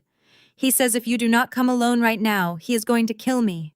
The drive from the private airstrip to my downtown penthouse was a blur of calculated speed and ice-cold focus. I did not panic. Panic was an emotion reserved for the weak and the unprepared. I slammed my foot on the accelerator, weaving my heavy armored vehicle through the thick Atlanta traffic. My mind processed the variables with absolute mechanical precision. Andre was cornered. He had watched his entire fraudulent empire collapse in a single morning. His wife had abandoned him, his father was in federal custody, and his mother was facing total ruin. He had nothing left to lose, and that made him incredibly dangerous. But he was also a coward and an addict. I pulled into the underground parking garage of my residential skyscraper, the tires squealing against the polished concrete. I bypassed the main security desk, swiping my biometric access card to enter the private elevator reserved exclusively for my top-floor penthouse. The high-speed elevator shot upward, the digital floor numbers flashing rapidly on the display panel. I adjusted my suit jacket and took a slow, deep breath. I knew exactly what kind of monster was waiting for me. I knew exactly how to break him. When the metallic doors finally slid open, I stepped directly into the foyer of my own home. The scene before me was a masterpiece of pathetic desperation. The immaculate modern living space had been completely ransacked. Expensive glass vases were shattered across the hardwood floor, and velvet cushions were thrown everywhere. The pristine environment I had built was desecrated by the filthy hands of a desperate addict. Standing in the center of the wreckage was Andre. He looked absolutely deranged. His designer clothes were torn and stained with sweat. His eyes were wide and bloodshot, the pupils blown out from whatever heavy narcotics he had ingested to fuel this final act of sheer madness. He was shaking violently, but his right hand was gripping a heavy black pistol. The barrel of the weapon was pressed hard against the temple of my personal assistant. She was kneeling on the floor, sobbing quietly, her hands raised in the air, completely paralyzed by terror. Andre jerked his head toward me as I stepped out of the elevator. He tightened his grip on the gun and let out a harsh, jagged laugh that sounded like tearing metal. "You really thought you won, Lydia?" he shouted, his voice cracking with manic hysteria.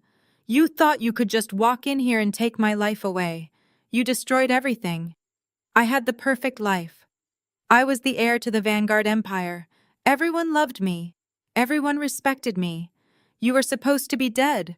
You were supposed to stay dead and let me have what was rightfully mine." He was sweating so profusely that drops were falling from his chin onto my assistant's shoulder. He waved his free hand, wildly gesturing to the ruined penthouse. You ruined my marriage, Lydia. Brittany left me. My father is gone. The syndicate is going to torture me until I die. It is all your fault. Every single piece of this is your fault. But I am not going down alone. You are going to fix this right now. He reached into his torn pocket and threw a crumpled piece of paper onto the floor. It landed a few feet away from my shoes. That is a secure crypto wallet routing number, Andre sneered, his eyes darting frantically around the room. You are going to transfer $10 million into that account right now. You are going to do it while I watch. If you do not transfer the funds in the next 5 minutes, I will blow her brains all over your expensive artwork. And then I will kill you. I will finish what I started 15 years ago. Transfer the money, Lydia. Do it right now or we both die in this room. I stood completely still looking at the crumpled paper on the floor, and then shifting my gaze to my brother's terrified, bloodshot eyes. He was panting heavily, holding the gun with a white-knuckled grip, hoping his desperate display of violence would force me into submission. He expected me to beg. He expected me to cry and frantically transfer my wealth to save a life. He thought he could bully me the way he bullied everyone else in his miserable, pathetic existence. But I was not the little girl he had left to burn. I was the architect of his absolute destruction. I did not even look at the piece of paper. I looked straight through him. You are not a killer, Andre. I said, my voice perfectly calm and steady, slicing through the heavy tension in the room. You are a coward. You have always been a coward. You hire other people to do your dirty work, or you strike when no one is looking. You do not have the spine to pull that trigger while looking me in the eye.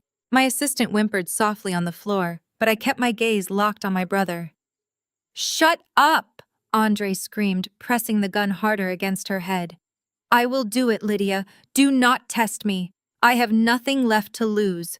Transfer the money right now. You are not getting a single dime, I replied, taking a slow, deliberate step into the living room.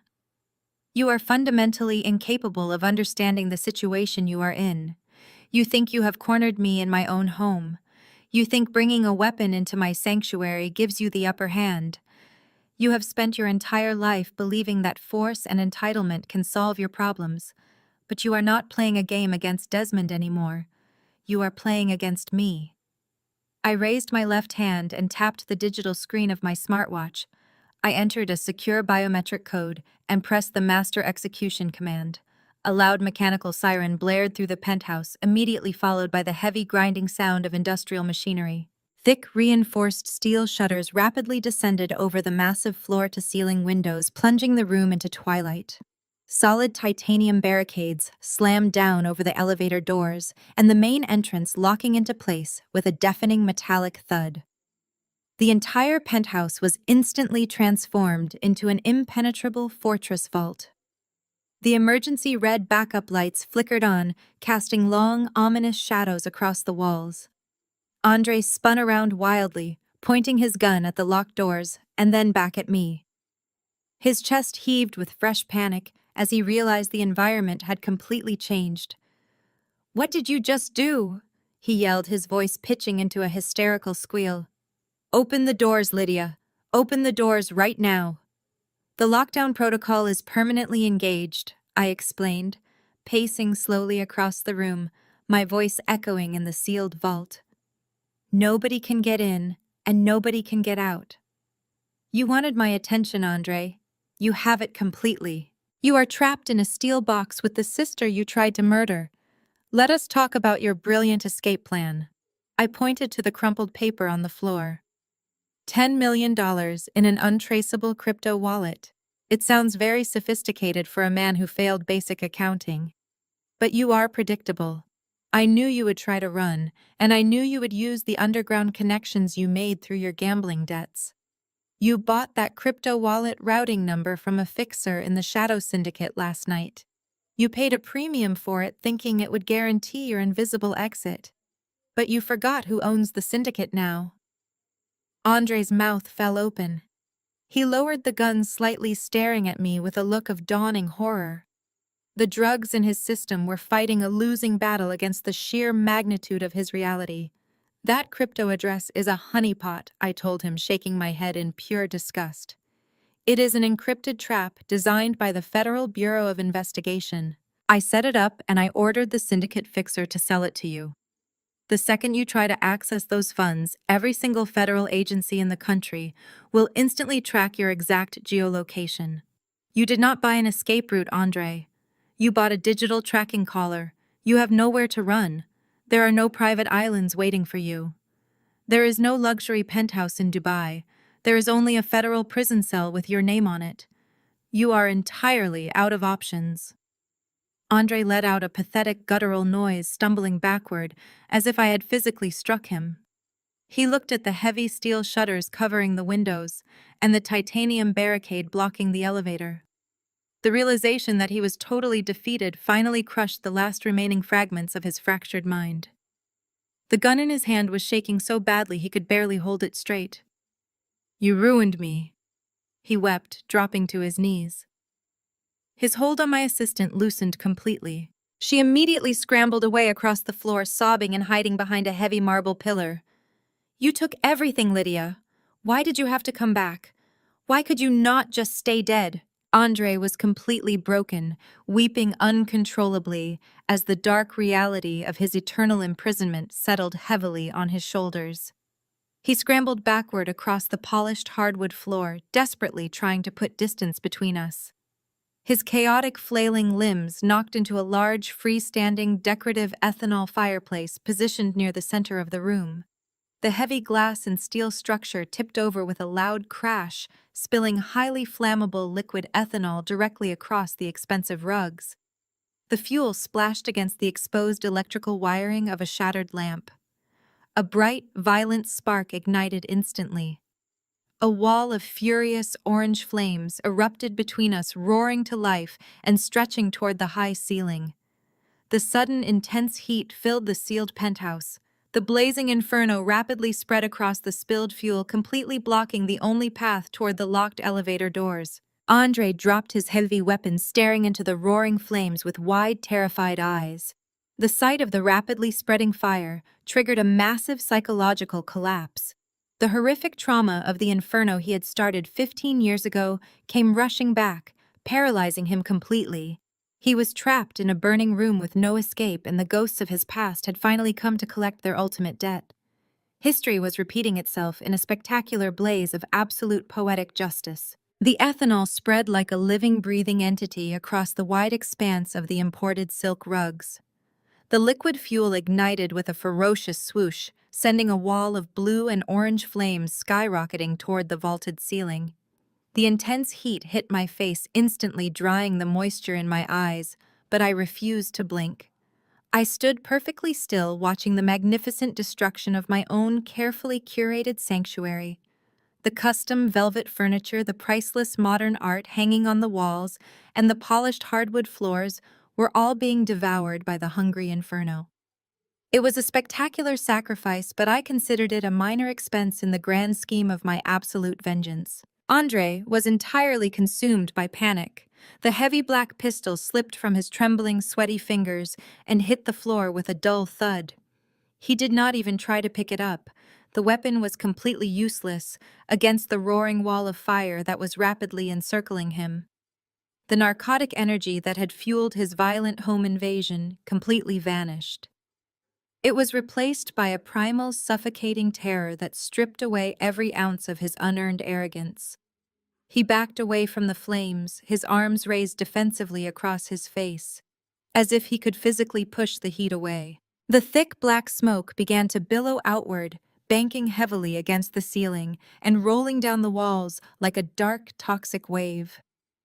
The penthouse ventilation system had completely shut down during the security lockdown, sealing the toxic fumes inside the vault. Andre started to hack and cough violently, his chest heaving as he inhaled the poisonous air. His expensive designer clothes were stained with soot and sweat clinging to his trembling body.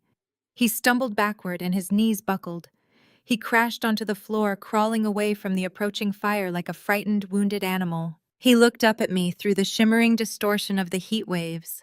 His eyes were wide and bloodshot, pleading for a mercy he absolutely did not deserve. He was no longer the ruthless corporate executive or the dangerous drug addict holding a gun to an innocent woman. He had reverted completely to the pathetic, helpless little boy he had always been. The flames triggered a massive psychological collapse. The horrific trauma of the fire he had started 15 years ago came rushing back, shattering his fragile mind. He saw the ghosts of his past dancing in the flames, and he knew he was entirely powerless. "Lydia," he screamed, his voice raw and cracking over the deafening roar of the fire. "Lydia, please help me." He was gasping for air, clawing at his own throat as the thick smoke filled his lungs. "Please," he begged, sobbing hysterically, his face smeared with ash and tears. "I do not want to die. I do not want to burn. Help me, Lydia. You have to help me. I am your brother." I watched him writhe on the floor, offering absolutely no comfort. I watched him choke and beg, looking exactly like the helpless victim he had always pretended to be. But this time there was no Desmond vanguard to swoop in and carry him to safety. There was no highly paid public relations team to spin his cowardly actions into a story of survival. There was only the brutal, undeniable reality of his own pathetic weakness. He had brought a deadly weapon into my home. He had threatened to murder my terrified assistant. He had demanded my hard-earned wealth to fund his cowardly escape. And now he was begging for his miserable life. The roaring flames created a terrifying symphony of destruction, drowning out the sound of his frantic sobbing. He rolled onto his stomach, coughing up dark soot, reaching a trembling hand toward me through the growing inferno. "Please, Liddy," he gasped, using the childhood nickname he had not spoken in 2 decades. "Please do not leave me here. Do not let me burn." I did not feel a single ounce of pity for the broken man crawling on the floor. I did not feel any sudden urge to forgive his endless betrayals or rescue him from the very consequences he had created. My assistant was still cowering behind the heavy marble pillar, coughing quietly into her sleeve, her eyes wide with absolute shock and terror. I turned away from the fire and grabbed her firmly by the arm, pulling her up from the floor. "Follow me," I told her, my voice steady and commanding, cutting through the chaos of the burning room. I led her away from the spreading inferno, toward the far wall of the penthouse. This residential fortress was built to my exact specifications, and I had anticipated every possible disaster, including the total destruction of the main living area. I pressed my palm against a hidden biometric scanner, disguised as a sleek modern art installation on the wall. The wall immediately slid open, revealing a massive fire-retardant glass partition and a reinforced emergency panic corridor. I pushed my terrified assistant into the cool, secure zone. "Stay behind the glass," I ordered her, pointing to the sealed hallway. "The ventilation system in there operates on an entirely independent grid, and the walls are reinforced with titanium. You will be perfectly safe." I did not step into the corridor with her. Instead, I turned back to face the burning room. I walked calmly over to a red emergency panel recessed into the hallway wall. I shattered the glass cover with the heel of my shoe and pulled out a heavy industrial fire blanket. It was thick and dense, coated in advanced chemical suppressants designed to smother high-temperature blazes. I walked back toward the edge of the inferno, holding the heavy blanket in my hands. The heat was absolutely blistering now, searing my skin and making my eyes water. The air was so thick with dark, toxic smoke that I could barely see the opposite end of the vast living room. Andre was still on the floor, coughing violently, his face pressed against the scorching hardwood, trying to find a tiny pocket of breathable air. He looked up at me as I approached the edge of the flames. A brief, desperate flicker of hope crossed his pathetic, soot-stained face. He actually thought I was coming to save him. He thought I was going to risk my own life to drag him through the fire and carry him to safety. He truly believed that after everything he had done, he was still magically entitled to my protection. He thought the fundamental rules of the universe dictated that the golden boy must always survive, no matter who had to burn in his place. I stopped walking. I stood perfectly still, just inches from the roaring flames. I looked down at him, feeling the intense heat washing over my face. I remembered the burning house 15 years ago. I remembered the crushing weight of the falling wooden beams and the agonizing realization that my own father had deliberately left me behind. Desmond had pushed me into the fire to save this worthless excuse for a man. Desmond had decided that Andre was the future and I was nothing but collateral damage. I could easily let history repeat itself right now. I could simply step back into the secure corridor, let the glass doors seal shut, and watch the flames consume him entirely. I could let him turn to ash and claim to the authorities that it was a tragic home invasion accident. I could finally balance the scales of our childhood and erase him from the earth. The temptation to let him burn was incredibly powerful. But I was not Desmond Vanguard. I was not a cowardly monster who murdered their own blood to solve a problem. I was infinitely better than them. I was stronger than them. And I wanted Andre to live long enough to experience the absolute destruction of his legacy. I did not push him into the fire, but I was certainly not going to carry him out. I lifted the heavy industrial fire blanket and tossed it through the shimmering heat. It landed in a crumpled heap right in front of his knees. Andre stared at the blanket and then looked up at me, his eyes wide with profound confusion. I raised my hand and pointed slowly toward the heavy steel emergency stairwell door located on the far side of the burning room.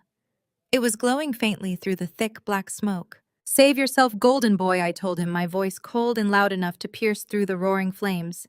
"If you can." I did not wait to see if he had the strength or the courage to crawl toward the blanket. I simply turned my back on him and walked away. I stepped into the secure emergency corridor alongside my trembling assistant and pressed the lockdown button. The heavy fire-retardant glass partition slid shut, sealing us inside the safe zone and completely muting the deafening roar of the fire. Through the thick, reinforced glass, I watched Andre struggling to pull the heavy blanket over his shoulders. He was crying and choking, crawling desperately through the wreckage of my beautiful penthouse toward the distant exit. It was the very first time in his entire miserable life that he actually had to fight for his own survival. I did not feel any sympathy watching him suffer. I just felt the cold, clean satisfaction of absolute closure. I guided my assistant down the private emergency stairwell, leaving the inferno far behind us. The thick concrete walls of the stairwell were cool and silent, providing a stark and peaceful contrast to the fiery chaos upstairs. We walked steadily downward, descending through the heart of the residential skyscraper, until we finally pushed open the heavy ground floor exit doors. The cool morning air hit my face, smelling faintly of impending rain and heavy city exhaust. The street outside the building was a chaotic sea of flashing red and blue lights. The wail of fire engine sirens echoed loudly off the surrounding glass and steel buildings. Federal agents and local police officers had already established a massive security perimeter around the block. Heavily armored tactical teams and emergency medical crews were swarming the main entrance of the building, preparing to breach the lobby. I stood on the sidewalk watching the highly coordinated emergency response with perfect, icy calm. Minutes later, a team of paramedics burst through the shattered main lobby doors, dragging a bright yellow rescue stretcher. Strapped tightly to the gurney was Andre.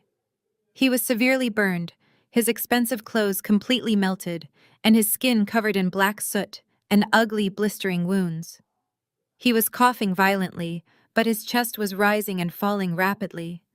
He had somehow managed to drag himself out of the flames. He had survived the fire. But the exact moment the stretcher cleared the lobby doors, two armed federal agents stepped forward and locked heavy steel handcuffs directly onto the metal rails of the gurney. He was not just being treated as a burn victim. He was immediately placed under full police custody for armed robbery and felony arson. I watched them load his pathetic broken body into the back of the waiting ambulance. He had survived the flames only to lose his freedom forever. 6 months had passed since the flames consumed my penthouse and reduced my brother to a broken, shattered shell of a man. The heavy, polished oak doors of the federal courthouse in downtown Atlanta swung open with a resounding thud, echoing through the vast marble corridor. The air conditioning inside the massive room was freezing, but the tension radiating from the packed gallery was completely suffocating. I sat quietly in the front row of the spectator seating, watching the slow, pathetic procession entering the room. Desmond, Yolanda, Andre, and Brittany were all walking in a single defeated line. They were wearing drab beige and bright orange prison jumpsuits. The heavy steel shackles around their wrists and ankles clinked together, echoing loudly in the completely silent courtroom. It was a stark and humiliating contrast to the tailored designer suits and imported silk gowns they used to wear like armor to intimidate the world. It was the final sentencing phase of a criminal trial that had captivated the entire country. The Vanguard family empire was completely exposed as a massive criminal syndicate operating behind the guise of elite corporate success. Now they were making one last desperate attempt to save themselves from maximum federal prison sentences. Their highly paid defense attorneys stood up one by one, attempting to paint a tragic and highly sympathetic picture for the jury. They knew the evidence was insurmountable, so they opted for pure emotional manipulation. Desmond walked to the podium first, dragging his chained feet across the carpet. His hair was completely gray now, and his shoulders were permanently hunched, carrying the invisible weight of his ruin. He looked directly at the jury box and actually managed to squeeze out fake tears. He played the ultimate victim card, spinning a masterful web of deception. He blamed the intense systemic pressure of maintaining a minority-owned corporate empire in the ruthless business world of the South.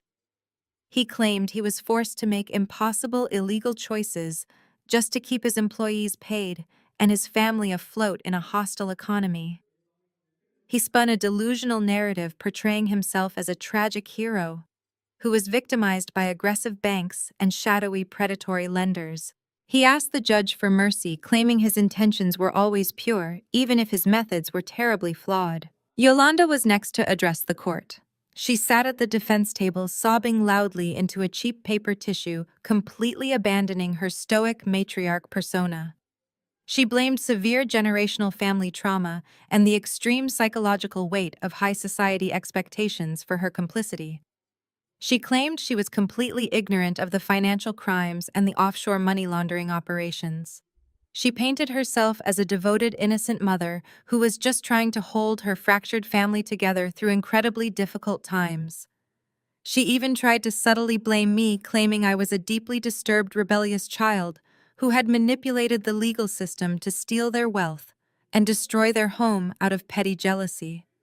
She begged the judge to let her go home, claiming her health was failing rapidly and she posed no threat to society. Andre sat slouched in his chair, looking absolutely wretched and small. Thick, shiny burn scars covered the left side of his neck and both of his hands from the penthouse fire. He played the role of the helpless, broken son pushed to the brink of insanity. His defense attorney blamed his severe drug addiction and the crushing, heavy burden of living up to his father's impossible, demanding standards. Andre wept openly, claiming the fire was a terrible accident, and he never truly meant to hurt anyone when he broke into my home and held a loaded gun to my assistant's head. He blamed the heavy narcotics and the extreme stress of his impending bankruptcy for his temporary loss of sanity. He pleaded for a medical rehabilitation facility instead of a federal penitentiary, claiming he just needed help to become a better man. Brittany sat right next to him, looking pale and gaunt, completely stripped of her expensive makeup and her unearned country club arrogance. She played the helpless, naive suburban wife who was terrorized by her dominant husband and forced to sign offshore banking documents under extreme emotional duress. She cried about her children and begged the judge not to take a mother away from her babies. They were using every single ounce of their remaining charm to manipulate the judge into granting them minimum security facilities and early parole. They spun a pathetic web of lies, blaming the economy, the banks, their trauma, and above all, they blamed me. They painted me as the vengeful, greedy monster who orchestrated their downfall out of pure malicious spite just to steal the family crown. The judge finally silenced the defense attorneys and called me to the podium to deliver my formal victim impact statement. The entire courtroom held its breath as I stood up and smoothed the front of my tailored black blazer. I walked slowly past the defense tables without giving them a single glance, keeping my posture perfectly straight. and my expression entirely unreadable. I stepped up to the microphone, adjusting it slightly to match my height. I looked directly at the judge, and then slowly turned my cold gaze to the jury box. I did not cry. I did not yell. I did not put on a theatrical performance for the cameras like my family had just done. I spoke with absolute clarity and precision, letting the cold, hard truth shatter their fragile, carefully constructed illusions. I told the court that the 4 people sitting at the defense tables were not victims of systemic pressure or generational family trauma. I systematically dismantled their staggering hypocrisy piece by piece, leaving no room for doubt or sympathy. I detailed exactly how Desmond and Yolanda built a toxic legacy entirely obsessed with status over substance. I told the jury that Desmond did not commit federal wire fraud to survive a tough economic climate. He committed massive embezzlement so he could buy luxury sports cars, exclusive country club memberships, and sprawling real estate properties. They stole pension funds from hardworking, innocent people who trusted them just to maintain the shallow illusion of absolute superiority in their elite social circles. They built their empire on the broken backs of the very community they pretended to uplift. I turned my body slightly and looked directly at Andre, making sure he could not look away from me.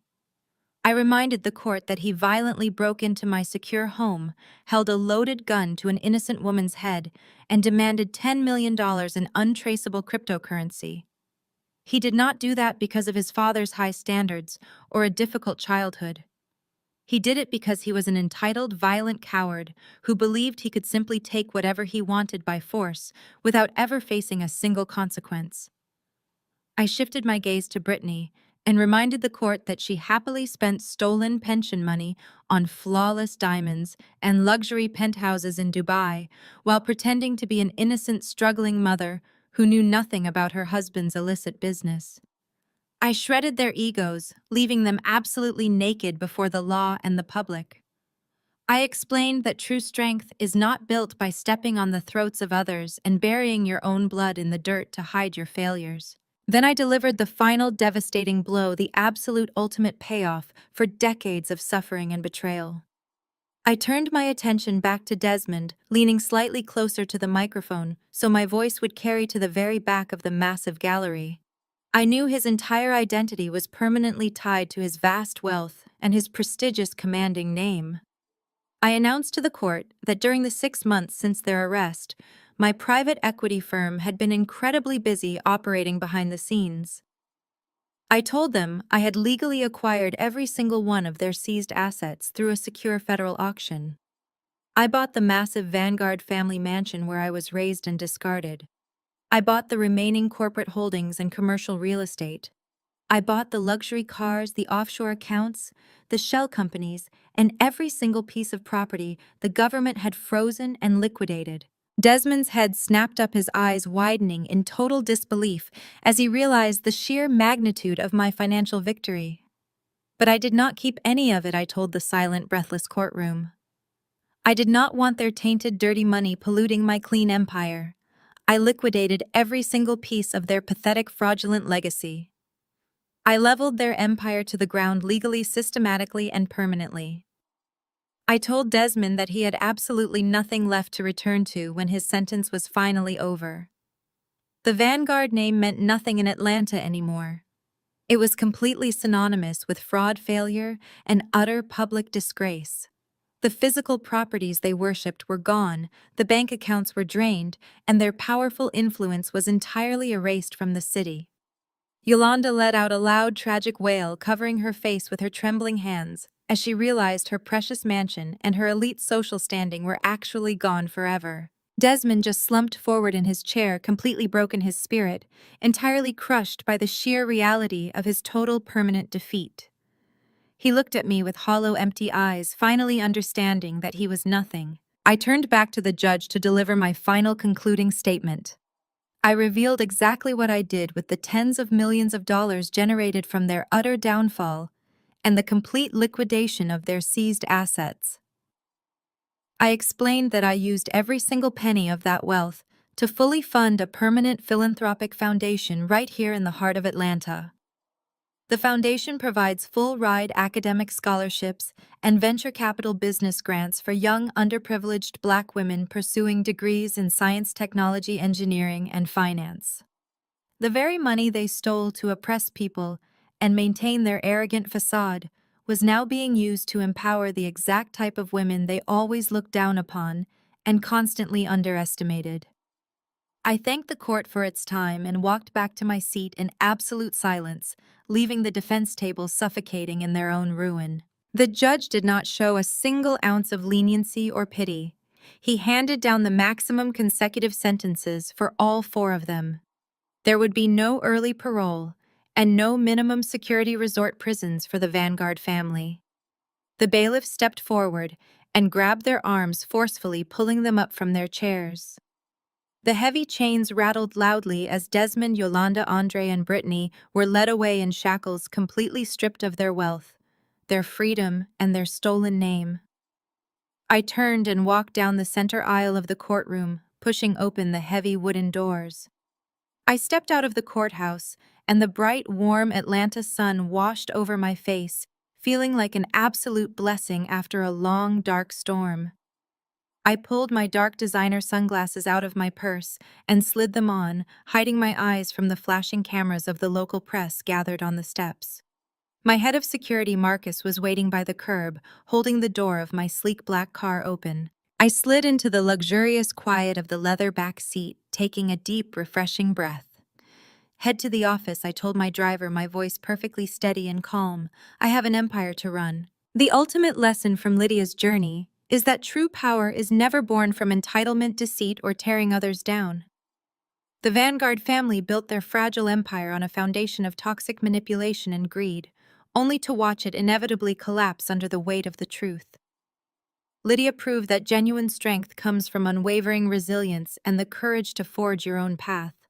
Instead of letting betrayal destroy her, she transformed her deepest trauma into a formidable force for good, using her success to uplift others and rewrite her destiny. Share your experiences in the comments below if you have ever had to walk away from toxic expectations to build your own success story, and subscribe for more empowering stories of resilience.